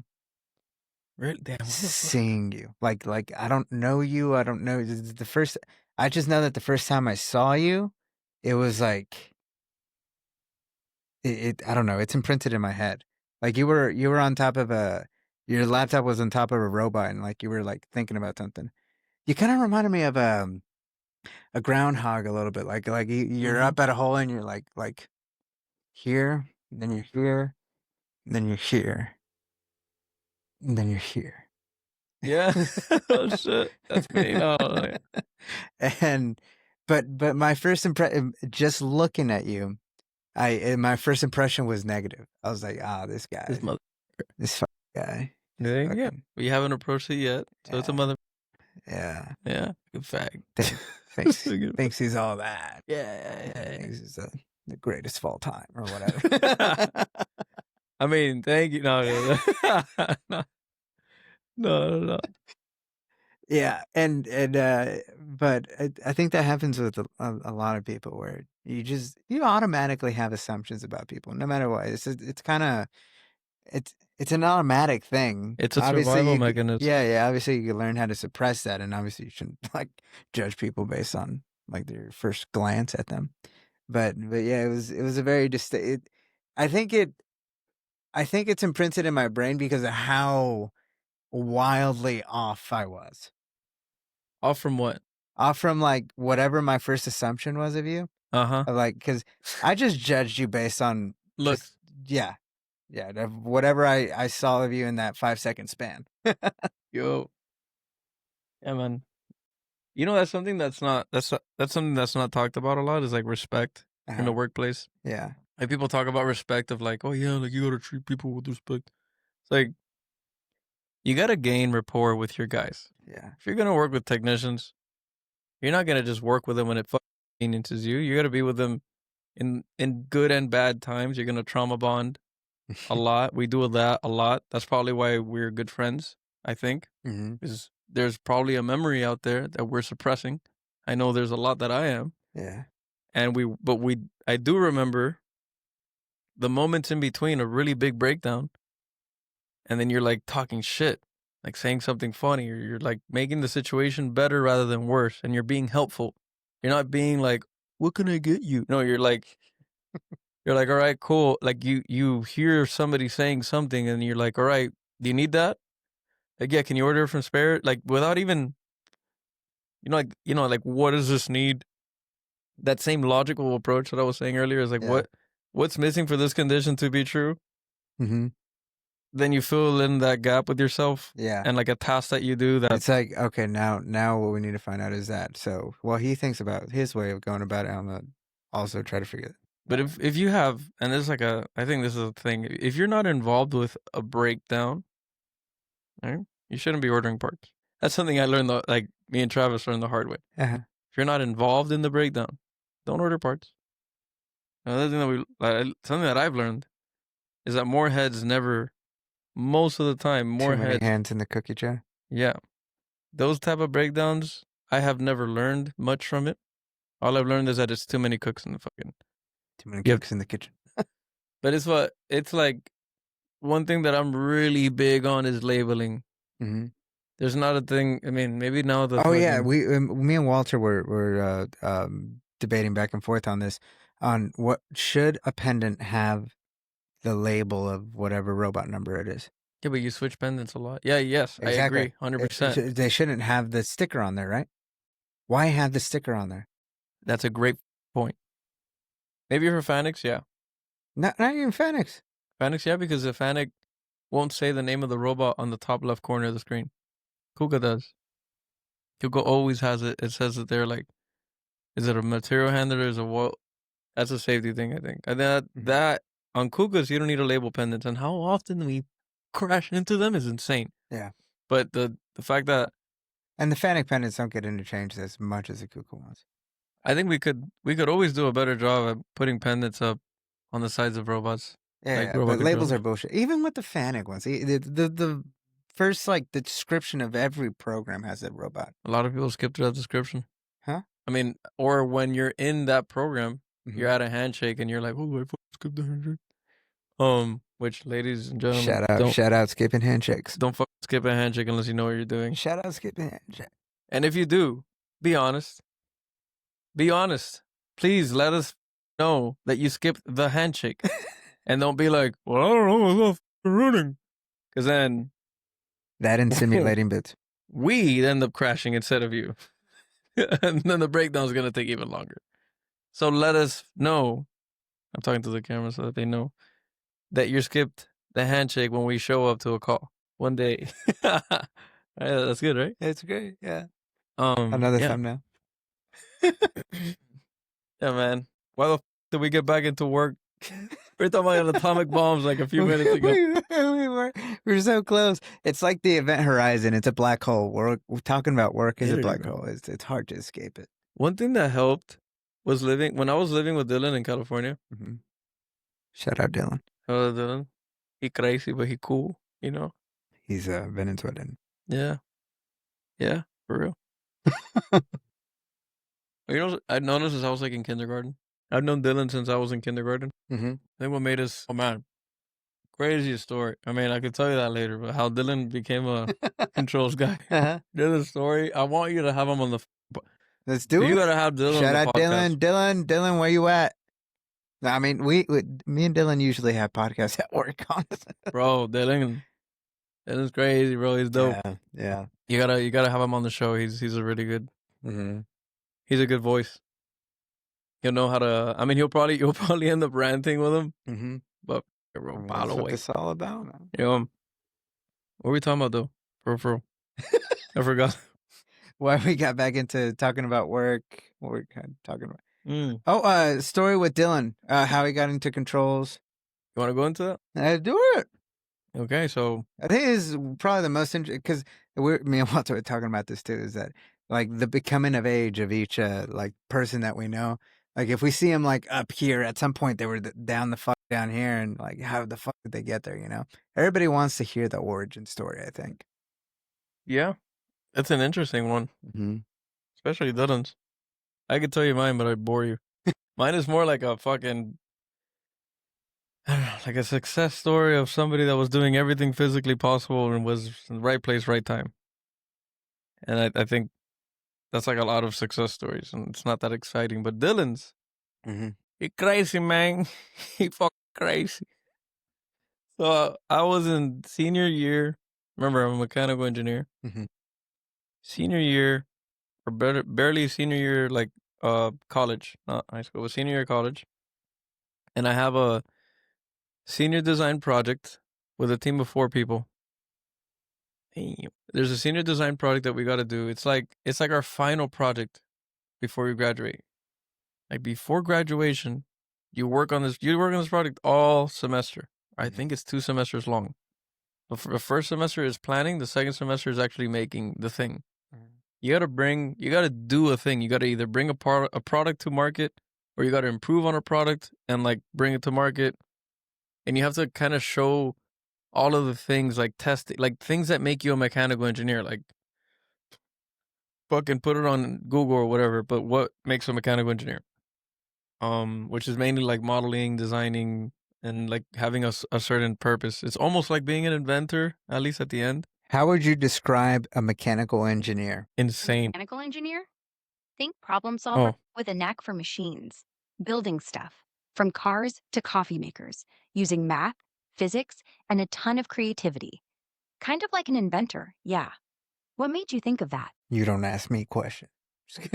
But yeah, I mean, it's basically what you described. But I wish people that go into arts, like studies arts or whatever, the arts or whatever it is, I wish they would see engineering as an art, because it does take a ton of creativity. It does. To be able to make something worth a shit. Yeah. Or be an engineer worth a shit. And it's not easy. It's a task, especially if lives depend on it. It's a task. You got to do your homework. There's a lot of legal things that come to play when you're working with that type of stuff. Even when it comes to a product, like you would think, why do we put warning labels? Shit like that. Why do things come with manuals? You think a product can just go to market without a manual? Like, I had a really good manager once that used to say that. It's like, you can't become a controls engineer or a technician unless you could read a manual. And like the guy that taught Dylan how to be a controls guy. Yeah, that's what me and Ram say all the time. Literally, the best way to get good at this shit is just learn how to read. Learn how to read a fucking manual. Just learn how to read. It's just, we're in speaking of Dylan, yeah, and Dylan's a perfect example of when we just, all right. Yeah. Let's start reading. And we just sat next to each other. We were both just reading. The line was down. Everything was on fire. Me and Dylan just sat down and started reading. Yeah. And it took us 15, 20, maybe 30 minutes. We were just speed reading through whatever the fuck until we put some shit together, and it worked out. Yep. It was exhilarating once we found like beep boop bop. Bam. Oh, the answer. Yeah. So Dylan, in that senior design, he didn't go to college with me. I was studying mechanical engineering at Florida International University my senior year, right? And I had a team of 3 other guys. It's 4 of us. Me, JC, Papa, and Juan. All these people. Shout out. All these guys are working with me to build a product. And we all just decided we're all graduating together. We're going to build a product together. Let's form a team. If you guys ever watch this, just know that was the worst decision of my life. I should have gone with this random ass people. But you know what? I'm glad that I got with them because it wouldn't have made me struggle as hard and get to where I'm at. Struggling is part of the experience. It's part of the experience. It's not the destination, right? It's the process. Yeah. So then I'm there. I go on an internship to Toyota, and I'm designing lines, and that's just like I did it for Camry, Highlander, Sequoia, Sienna. I saw kind of like Highlander and Sienna run on the same line. Camry launch, it was like installing a line, and then coming out of that, I went straight into. And now I knew what I wanted. I wanted floor experience, and I wanted to be the man. I wanted to know how to do shit. So I come back from there, after launching or like being part of the Model 3 launch. Come back into college, and I'm like, oh, these people don't give a about shit. Like looking around at me, like these people really don't care, man. Like they don't understand the amount of fun that you can have at work. Mm-hmm. And bro, I was drinking the Kool-Aid, man. I had the Tesla shirt with the Tesla hat, and like it was so It's bad. a good feeling. Yeah, it was nice. It's a great feeling. But going to school and always wearing a Tesla hat, it was very like thinking back. I mean, like that was cringy. It's pretty gay. Like now, I will not wear it. It was. Yeah, exactly. Yeah, I won't wear it. Now we won't wear it. We avoid it. I won't at work. I'll wear it. Dude, the Tesla jacket, with the red zipper, The worst. Dude, I love. No, they're the best. Jacket. They're the best jackets. But wearing it outside of work, most embarrassing thing. Oh man, I can't do it in Nevada. That's all I would wear outside of work. But people will be like, I'll be like, no, bro, I don't know you, please. So I had this Tinder match. I matched with someone on Tinder. I couldn't believe I matched with this individual, this chick on Tinder. I go to the date with her, decked out in Tesla clothes, thinking that was. Oh Lord, that was gonna be a hook. Oh my God! Like one of the hooks, one of the interesting topics to talk about. Oh, you want to get Tesla? Oh wow! Oh my God! Nope. I've immediate rejection. It's cringy, bro. It's cringy. But I think I have the message somewhere. It's like, yeah, I don't think it's gonna work out. I think it was a manifest. Mm-hmm. I manifested that it'll work out. Because you go on an internship and you come back and you're like, I really hope to get hired there. I want to be a part of that team. Mm-hmm.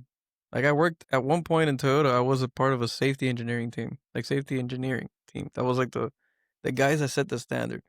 My mentor, shout out to Troy Uwahinui. You're the man. That guy. Uwahinui. That guy he's a borderline psychopath. Uwahinui. But this man knew the robotic safety standard like no other. I think he wrote it. I honestly think he wrote it. Like that? Like that. Like the palm of your hand. Or the back of your hand. I think he wrote it. That's how that guy was so passionate about what he did. But I learned a lot from him. So learning about like the guys that talk with OSHA to build out these rules, or like the safety committees that run this type of gig to build these rules, and they go to Toyota to make sure that it works properly.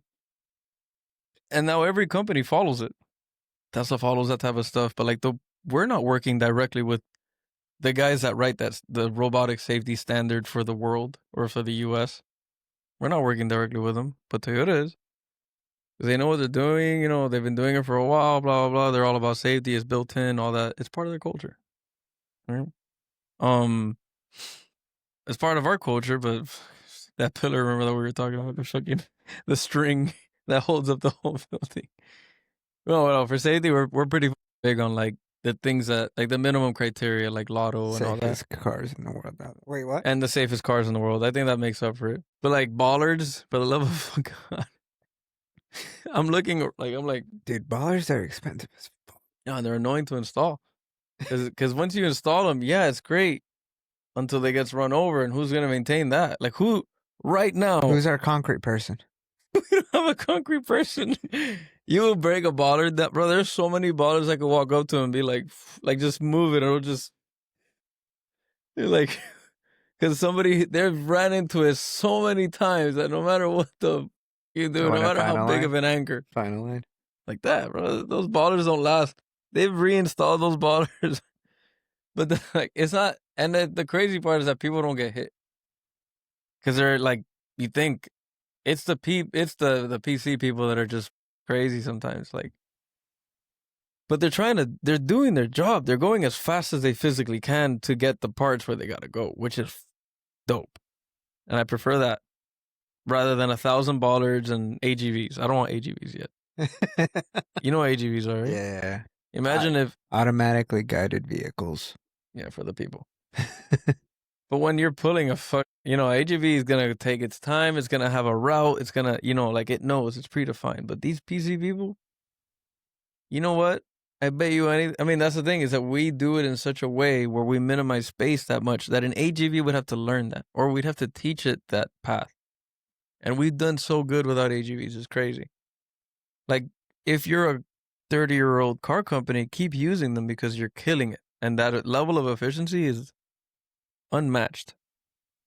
But if you're trying to bring a product to market, AGVs are just going to get in the way. That's like trying to automate a line, and you're building your first ever car.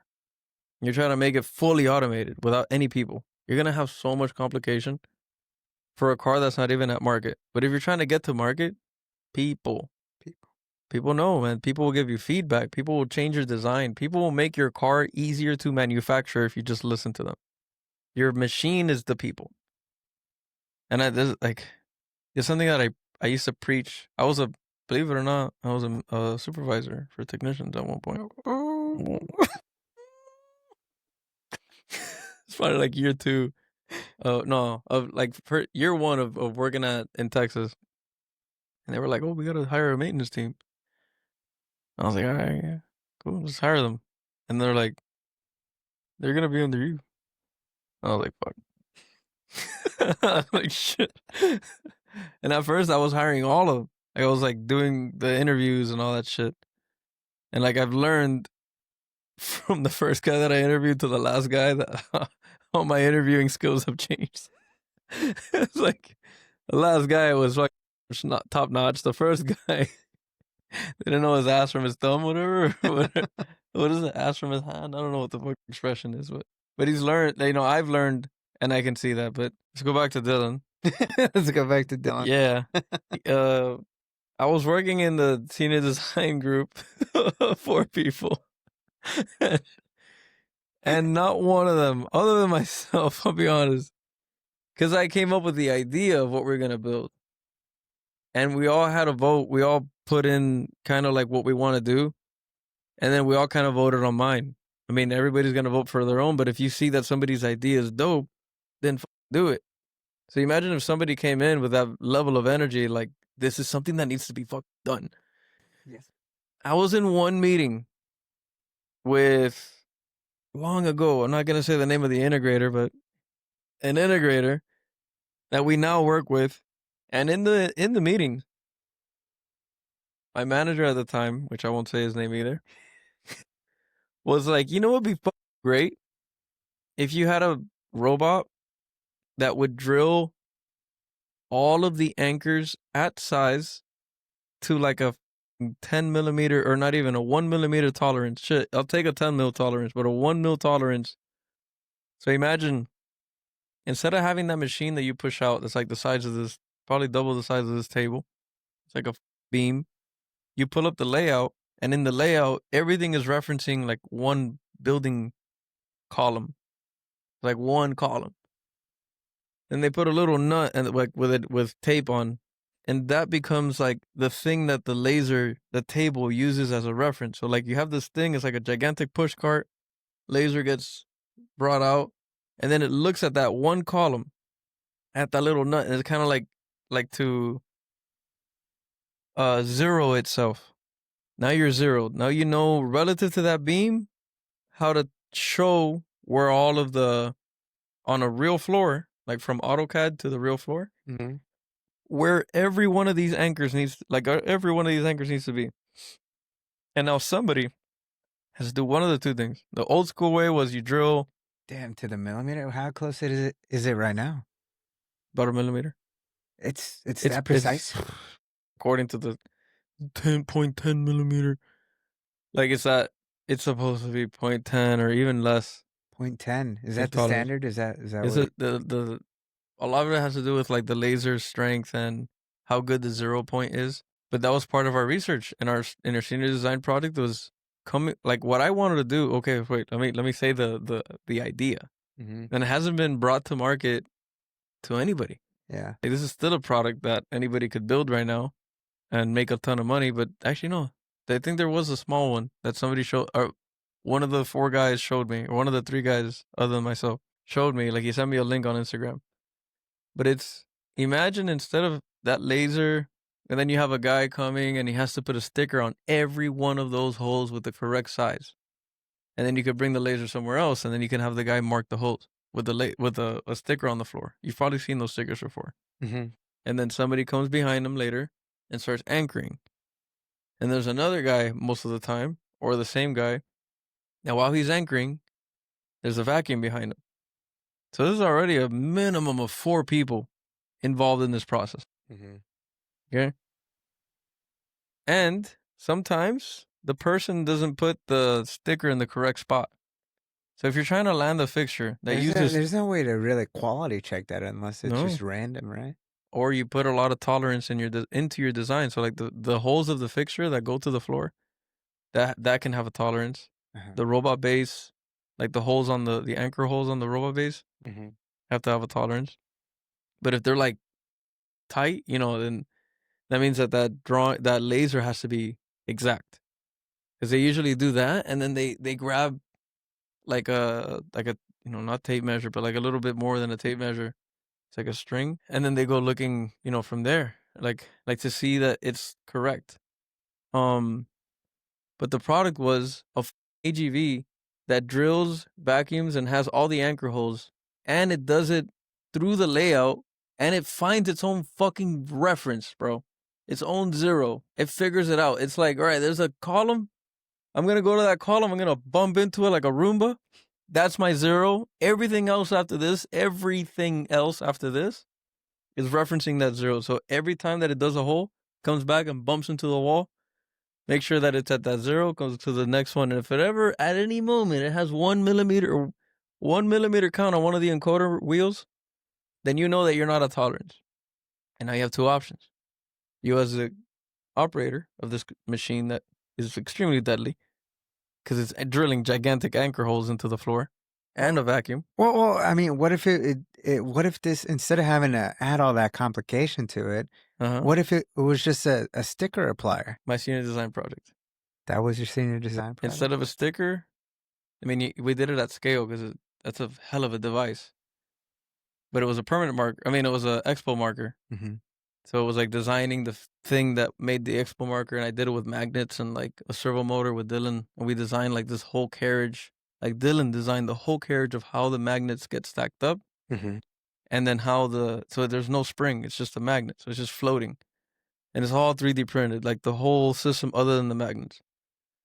Like how is that gonna grab the expo marker and ensure that there's enough tension to push down? So instead of it being like a solid, like I go down like just with a servo, instead I'm using the servo mixed with the magnet so that I can push down and I can continue to stay pushed down no matter what obstacle I'm on. So imagine you have a whiteboard 4 times the size of this table, And that was our display. You can load, like you can go with a little screen, build like a square on AutoCAD, save it, put it, and as long as you have that reference, like let's say we always left the reference in the drawing. You can build a square, you can build a circle, you can put a triangle, and then the robot, once you give it the go, it's gonna go. We had like a 0 point, which was replicating a column, and it would drive there, bump into it again, and this is Omni wheel.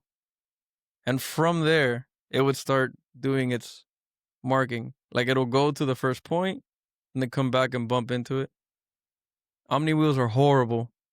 For anybody watching this, do not use Omni wheels for that application. You got to figure out a better way.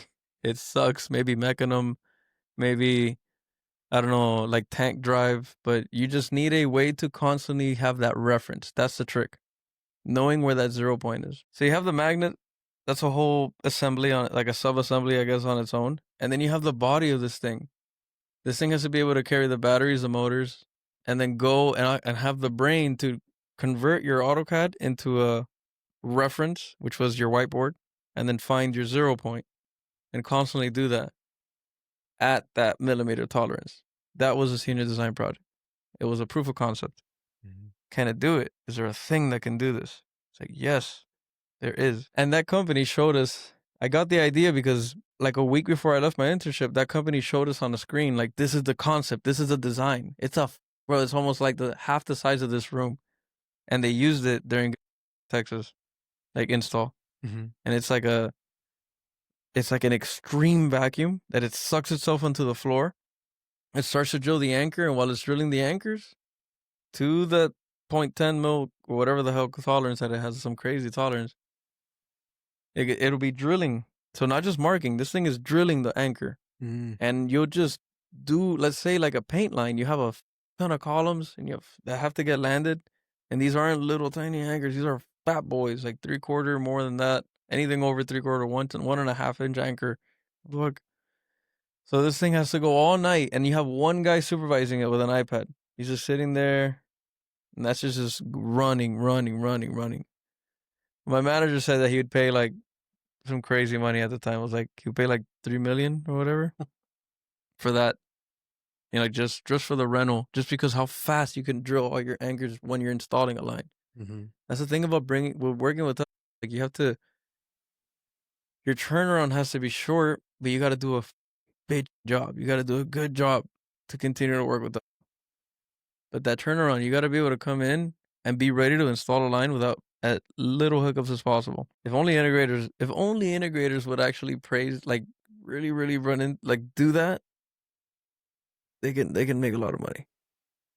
So I'm confused. So it does exist or it doesn't exist, that product? It exists. It exists? But I found out right when I got back from, when I finally came in as full-time. I worked in paint for 2 years or something like that. And then I moved to paint here, 2021. And I saw it running to install the columns for the PTD system. And I lost my mind. I took pictures and I was like, get the fuck out of here. These people built it. And they're working in a different department that's not body and white. They're in paint now. And they're using this thing. And I saw it in body and white running. I was like, they know something. I mean, yeah, they did present it almost 3 years prior. But they did it. And somebody made this the task. They made a product. And we don't know. Nobody knows about that. It's like it's such a niche like thing. And that's what made me want to build one. Dylan and I were the only ones coming up with the programming, the mechanical design of how that little thing was going to work. At the time, Dylan was working at Cadillac as a technician. Like, he was done with the lube rack or whatever. He's no longer just changing tires and doing oil changes and wiper blades and shit. Now he's like taking apart dashes. Dylan was probably the dash guy of that shop. Oh, okay. So a shop, not like a manufacturing facility. No. Like a not a GM facility. Whether Cadillac or, I think at that time he was working at Cadillac because he worked at Lexus or something prior to that. And like he was the guy, right? He was becoming the guy. Like the youngest, he had already carpal tunnel when I met him. Like he had like the surgery and all that shit. and because he knows how to work with his hands. He could take apart a dash, an engine, a transmission. He could take apart probably anything. It's like a cauliflower ear for mechanics. Yeah, for real, for real. He's good at it. But I saw what he like. Remember what I was saying? The passion projects, like the things that are on the side. Mhm. His passion project while being a tech was 3D printing, and him getting really good at mechanical design and 3D printing was what helped me get to the senior design product that I was trying to bring to market. Yeah. Which ultimately he picked up the whole team on his back, and he didn't even go to school. He didn't need to be a part of the senior design project. I just came to him for one problem, which was I didn't know how to move the wheels of that motor. Remember, mechanical design. At no point you're learning controls. You're not learning. I'm not a controls guy. I'm not an electrical guy. Yeah. I am now. But at that time, I wasn't. Yeah. Well, I mean, there's not a specific college or degree specifically for that. Maybe there is now, but definitely in Mexico. not. And Mexico's laser focused on that. Yeah, bro. They have entire colleges dedicated to mechatronics. Yeah. Yeah, no, they're huge. I mean, that's why we have most of our engineers are Mexican. Like, yeah. And some I did not anticipate, but that's the product of moving all our manufacturing prowess outside of the country. But that's true. Yeah, 100%. Yeah, and yeah, like that. And then I was like, I saw Dylan. He worked with me on the project, and the picture that we took is what got me the worst. That's what really fucked me up. That he took. We took a picture with the poster and the product and everything, and it was me and the 3 guys.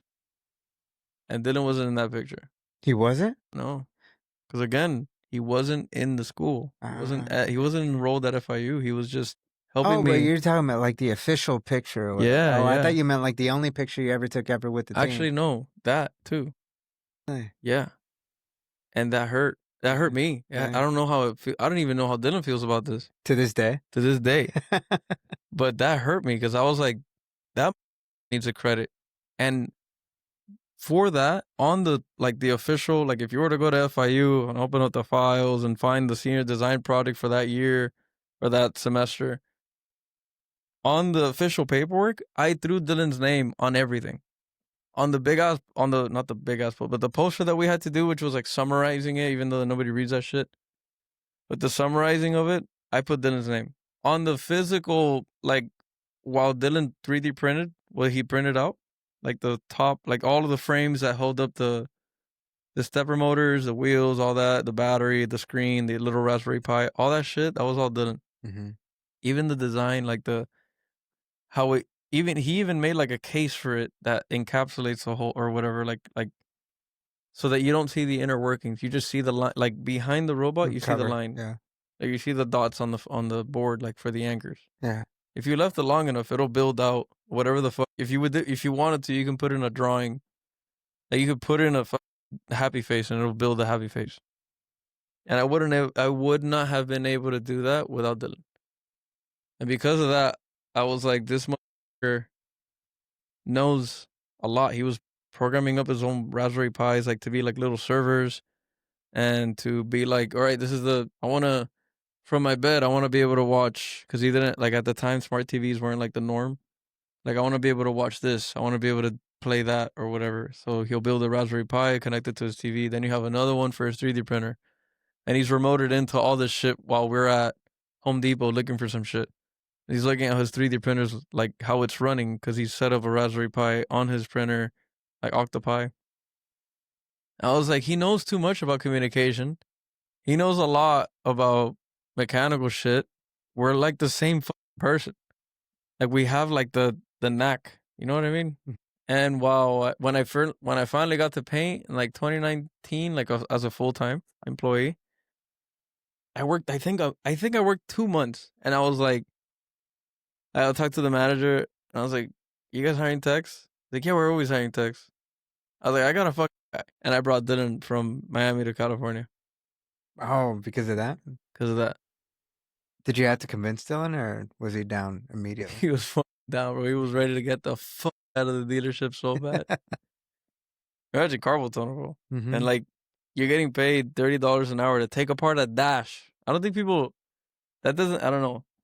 When you say that somebody's a dash guy, it's just a step almost before somebody being a transmission guy. If you were able to take like tech C transmission guys, how maintenance techs or equipment techs see controls guys. Mm-hmm. And they're like, wow, there's some complicated shit going on over there. Mm-hmm. Like a mechanic that has probably the ASE for being a transmission, like a transmission ASE, like that he's certified. Yeah. He's ready. He knows all about it. Yeah. Still look up to transmission guys because of the level of complexity that they deal with on a day to day. Yeah. And Dylan was almost there, and then he got hired on, and then from there I was like, I never made that correlation that transmission people are like controls for maintenance tech for our kind of, yeah, I guess because I go into, well, I mean, just generally as a material handler, and I look at engineers and it's, oh my God, these guys are gods. Like, how the that's fuck? how we see. That's how a lot, not we, but that's how a lot of, like, that's how a lot of even engine guys see transmission guys as like that. Like, what the fuck is that? Transmission guys are the pinnacle of mechanical Yeah, type guys. exactly. And when you see them taking apart a transmission, I dare you, watch a video when you can. Watch like any transmission. Just put transmission rebuild. And there's guys that time themselves on how fast they can take apart the whole transmission, find the root cause, put it all back together. And that whole process would probably take I think 8 minutes or 10 minutes. But because they are so familiar with all the inner workings, they know where to find that problem based off the symptoms like that, or even the colors of the oil, or even the condition of the filter. So it's kind of like, it's like a different level of complication. When you're a transmission guy, you kind of stick to the transmissions. You don't do like everything. I don't know. This is what I've learned from technicians telling me or ranting to me. But yeah, I brought him to pain. Then he kind of became a controls guy over the time. Like, it's just being curious. And I kept on telling him every single day something that, like, right now, what we have, what this podcast is, what I've seen it become, or I'm seeing it become, is it also gives you a space to talk about work. Mm-hmm. Because there's unwinding, like when you leave work, there's like a unwind to talk to your partner, but there's also like a unwind to talk to your coworker. Talk to the boys. And they know what because like she's like, she doesn't have all the, like your partner doesn't have all the context. Mm-hmm. But the guys, they have that context and they're ready to dig even outside of work if they're interested enough in it. But imagine I lived with Dylan in California while he was learning, and every single concept that I could put into his head, I was like, I got to give this person this, like even the Toyota culture, like just give it to him, like let him have it, teach him, give him the green book that we all get. It's like you give it to him and he read it, he learned it, and he was applying it actively at work.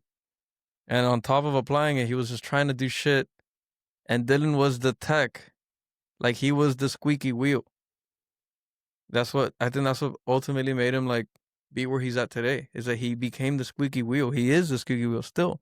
Mm-hmm. Anybody will tell you, Dylan said this.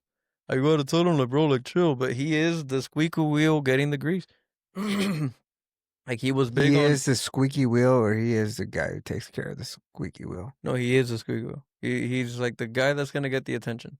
Because of... Oh, okay. Because he's the one making the noise, so he's gonna get the loop. You know what I mean? That makes so much sense now. I mean, yeah, like, think about, like, right now, everybody knows Dylan is outspoken or whatever. He's very direct. But it's like, because he's the one that's willing to say what everybody's thinking, or the majority of the time. I don't want to do not blow Dylan's head up. Don't blow it up. Okay? That's my advice. I mean, he shoots himself in the thigh sometimes. Yeah. But he is yeah, and I have 100% like our consciousness out loud. Yeah, and then as I think the week or two that I went from the team that I was in into just being more, like, even more dedicated mechanical, like making changes to the booth and certain fans and trying to get them to, like, build certain whatever faster or whatever. Mm-hmm.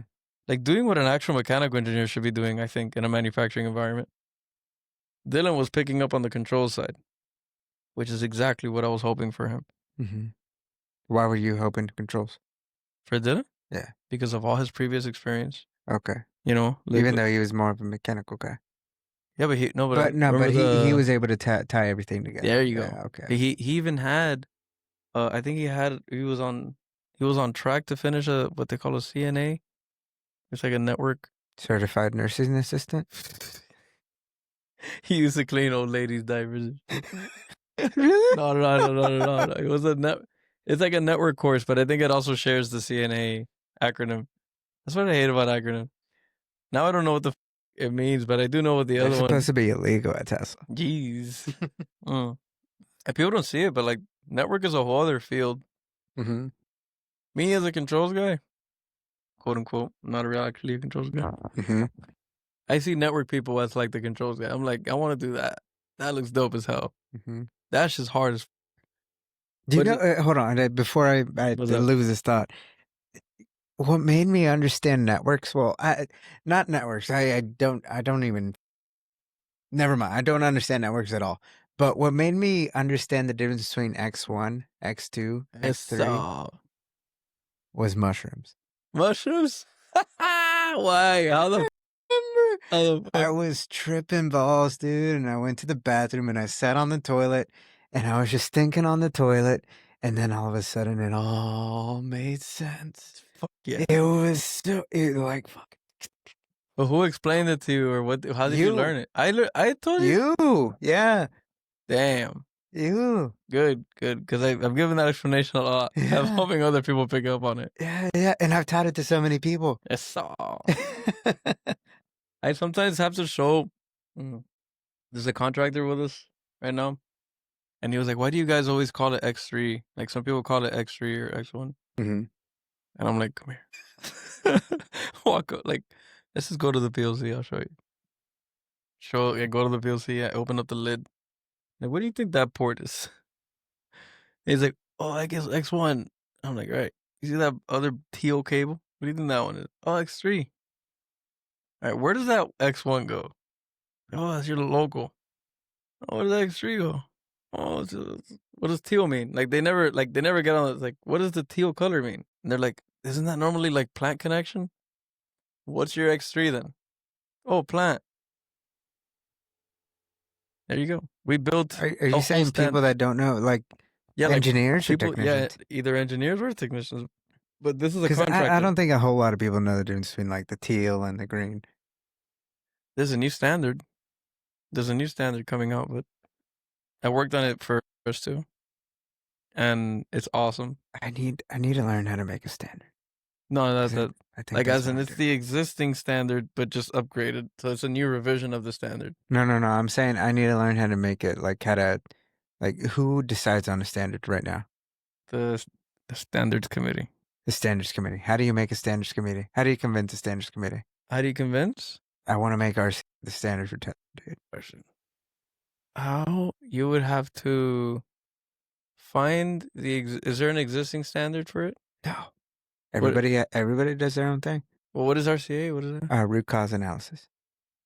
Interesting. Okay, so then you would have to talk to, if you go to the standards page, like the SharePoint, look at I'm not going to say the name, but look at the modified by or uploaded by guy. It's always the same person. Ask that person. Just send them a message on Team. He is the guy that there's a standard upgrades. He just does the upgrade of the standard. So he'll grab all the information. So there's a standard for root cause analysis? No, all standards. There's no standard for that, but I'm saying there isn't. Oh, you're saying that he is the standard committee. He's a part of the standard committee. He's the guy that he doesn't actually make the decisions. He just gets the standard from that team that's building it and then puts it to makes it official. Yeah, he's not a technical writer. He's just the guy that gathers the information and then throws it out. So if there's a group of people that are like, we need to change this, then he's the guy that grabs it and then you put what changes you want and then he puts them. But you need to go through. There's not like a chain of command, really, exactly. But it's just like you gotta have some serious justification for it. So much success can just be unlocked if you figure out how to navigate the organization of the company. If you just figure out how to navigate who do I contact, what relationships can I build with different teams? that can help me achieve whatever it is I'm trying to do. I don't think we're ever gonna get there. I don't think we're gonna get there for the next 10 years. I mean, 10 years. Because We'll we're get so there concentrated. We're so concentrated on putting a product to market rather than cleaning up our existing mess. We don't have. It doesn't matter. Money doesn't matter. Yeah, but we don't have time. What do you mean you don't have time? There's not enough time for us to understand truly how to organize everything and have a person and have a but do you need page. everything organized to get the product out? Absolutely not. There you go. Some companies. That's our feel different. philosophy. Exactly. Fuck organization, dog. Figure it the fuck out. That's why even for finding who is the guy, you got to figure it the fuck out. Figure it the fuck out. There isn't a page that says this is the guy. This is the guy. This is the guy. That should be the motto. Figure it the fuck out. There. If you want to work at, you have to figure it out. There is a page on Confluence or Confluence for those Confluent that need to throw in the tilde or whatever. That you can find where every standard, like the most recent standard is out, all that shit. Who wrote it? What revision we're on? What version you should be referencing? Are you talking about like just PLCs or what? No, all standard. All standard. Yeah.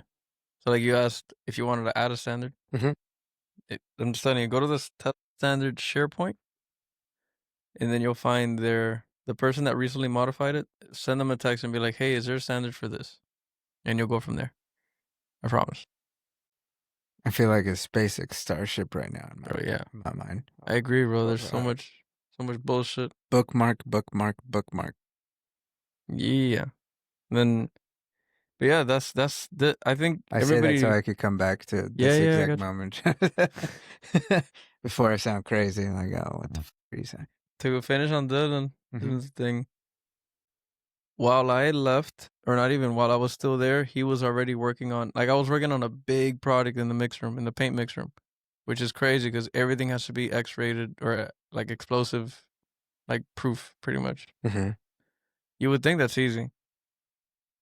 But it's expensive, really the problem. So like you can't have a certain boom lift. The boom lift has to be rated for explosion. Like it has to be intrinsically safe.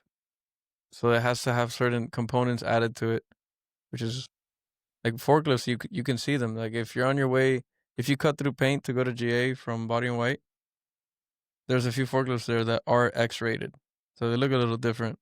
And we don't experience that because in no point of our shop are we in an X-rated environment, like an explosion. Everything, the thing that you're using has to be explosion proof or extremely grounded and shit, or like intrinsically safe. So it'll blow up. Like let's say you had a sensor that popped, it pops internal to the frame of the device. So things usually look really robust. It's like even buttons. Like it's not like the dome light push button that has like electricity exposed because of the light. Like there's only one little layer. Mm-hmm. Imagine like a actual push button. Like it has to be pushed. It can be touched. It can't just be a capacitative touch or whatever because it uses that so it can cause a spark. You don't want that either. Yeah. But doing that, like upgrading a mix room and adding motors to this shit is what kind of piqued my interest. Like, damn, I need to learn electrical. Damn, I need to learn controls. And then little by little, while I was doing that, Dylan he had gone from technician cleaning robots and like cleaning like how we do cap changes in paint, they do atomizer cleaning or rebuilding. And they're constantly rebuilding atomizers ready to be swapped out. The atomizer, all it does is atomize the paint and it'll have a spinning bell. It'll atomize the paint really fast and like you positively charge the paint and you negatively, you're grounding the car or whatever. I don't know if I'm saying that right to you electrical nerds. But makes sense to me. It's how that's how it sticks to the car. Yeah. But so you're dealing with high voltage. It's a lot of voltage, but very low amps, but very high voltage. And dude, you know how no one understands that this is how people paint cars nowadays. Yeah, but like what I'm trying to get at is how in paint we clean atomizers and clean the bells and clean everything is how like that frequency is how we do cap change or fill up caps. That's like the level of thought that goes into it. But you're doing that. But instead of having your tool bag and having a desk with your computer and all that, every time you go into the booth, you got to have a respirator on and you're wearing a clean suit. Tyvek.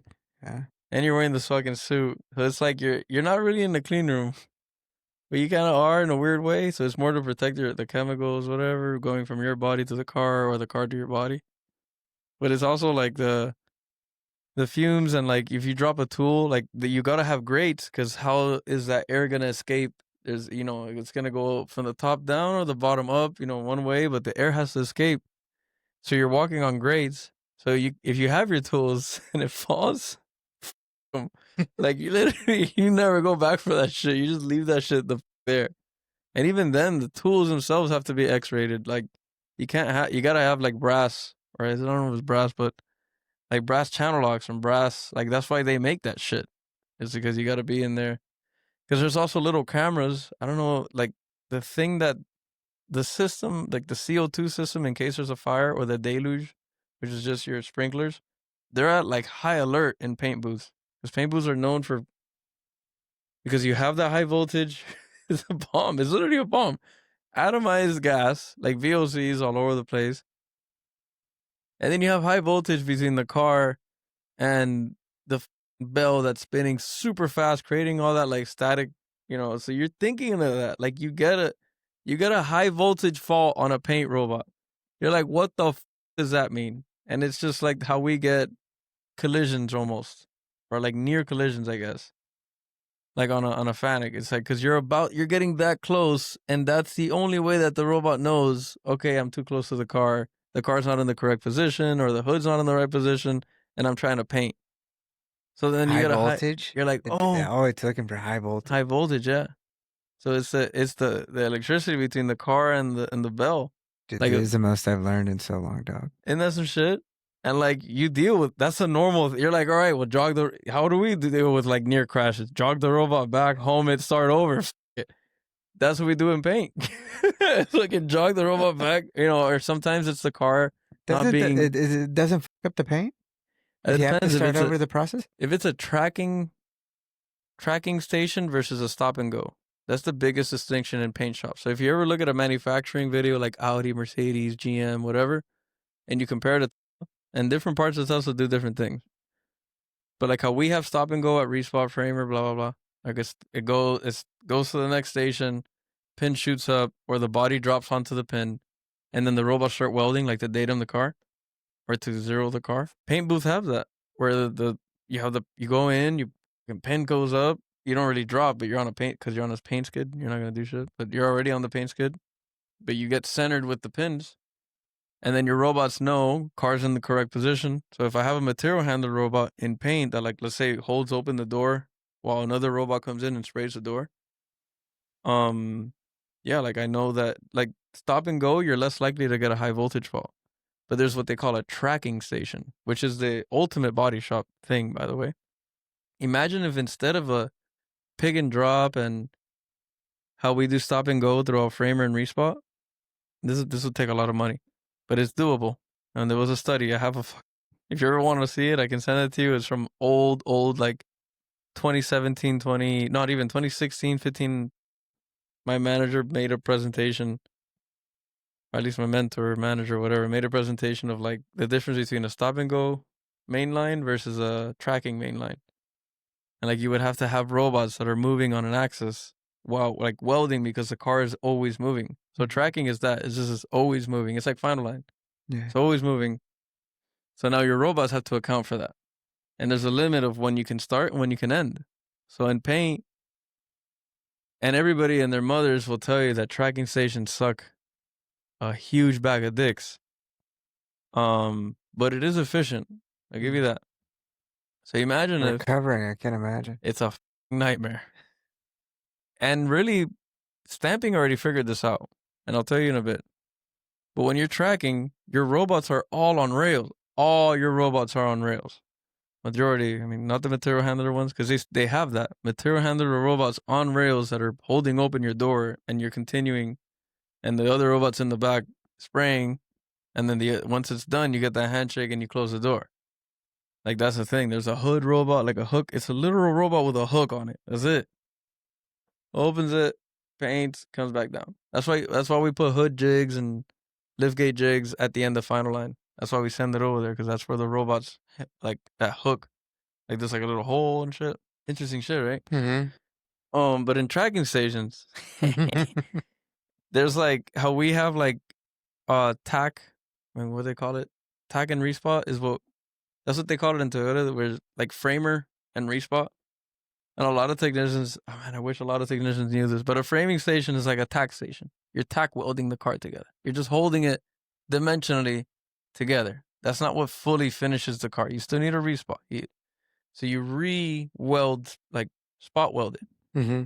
So you're first tacking. So like just like when you weld, let's say you're welding any frame together or anything like manually, you first tack weld, all your four corners, whatever. And then you come back and then you finish the weld. That's the respot part. Toyota's very big on that. At calling it the right, like those terms. We call it framer. Which makes sense. It is a framing gate. But it's good to teach people that, because now they know the difference. It'll help them with what a geo weld is and a respot weld. So like, is it needed? Yeah, all welds are needed, but can it be moved? Will the structural integrity of the car, that type of shit? Will the dimensions change if I move this weld? It's like, you're in a respot station, bro. You're at the end of the line. There's nothing you could do to change the dimensions of that car at this point. And if you did, let me know, because that's fucking crazy. But what are we talking about? Oh, what are we talking about this again? Just keep going. Oh, yeah, it's yeah. so interesting. Yeah, so then on a tracking station, you're moving, the car is moving, and all the robots are looking at an encoder count. And we have this at certain parts of the line in body and white. And that new person that we're installing is going to have that. Shout out to Stephen Kirkley. Stephen Kirkley's the man. He's nasty. He's fucking nasty. So like in a tracking station, imagine you had a big ass gear. And every gear after that was touching that gear knew exactly the position of that big ass gear all the time. Because it was forced to. It had to. That's what an encoder is. So imagine you have an encoder looking at the car, at the skid, getting either pulled or pushed, but most of the time pulled. So imagine some hook comes out, holds onto the skid, and now it's rolling. Or even it just being a roller bed, and it's rolling on the roller bed, but I'm somehow able to track the position of the skid real time. The robots on the 7th axis have a relative spot where they need to match with that encoder. So I know my 7th axis needs to be plus or minus, let's say 3 encoder counts to that skid that's traveling through the cell. And I'm following it on the 7th axis. But I can continue my robot program like if I was at a stop and go station. So I'm just, spraying left and right. But if at any moment something happens where that encoder count stops counting, robot has to stop. And that happens. And the recovery sucks dick. Because you need to pretty much stop painting that car. It's very, not that it's rare, because it happens a lot. Like a lot more than we think. But there'll be a fault that happens on one robot of all of them. But in that very moment, that tracking station knows, stop moving. And then you fix that fault, and then you're able to continue painting. Hopefully, without any defects. Defects in paint take a long time. In body and white, beat the out of it, sand it down, beat the out of it, sand it down, right? Jeremy Arvind? Arvind, no. Oh. But in paint, that shit needs to go to an offline station, and then you can properly repair it like any body shop would, where you have to sand it down and whatever, and it takes a long time. And you have the curing of the paint, so you have to have a little whatever. So in paint, it's a little different of how you recover. But you learn those type of things, and those are heavy handshakes. There's a lot of, especially in here, it's a little different. We built the booth a little wider, and we don't have any tracking stations. They're all stop and go. And they're fast. And they're efficient as hell. They actually are efficient. And they're pretty damn sealed.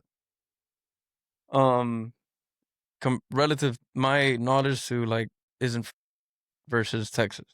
Not any other car make. I don't know. They're probably better. That company, is a German, like a German-based company. But, like Mercedes has used them forever. We use them to wash gears and drive unit. Nice, and they also use them at GA to like fill the car, like the filling system, like for any type of any liquid. It's with their system. They're like really good for fluid delivery. Except for mixed rooms, they're not good. Fuck what you heard. Like ASMR of like trashing companies.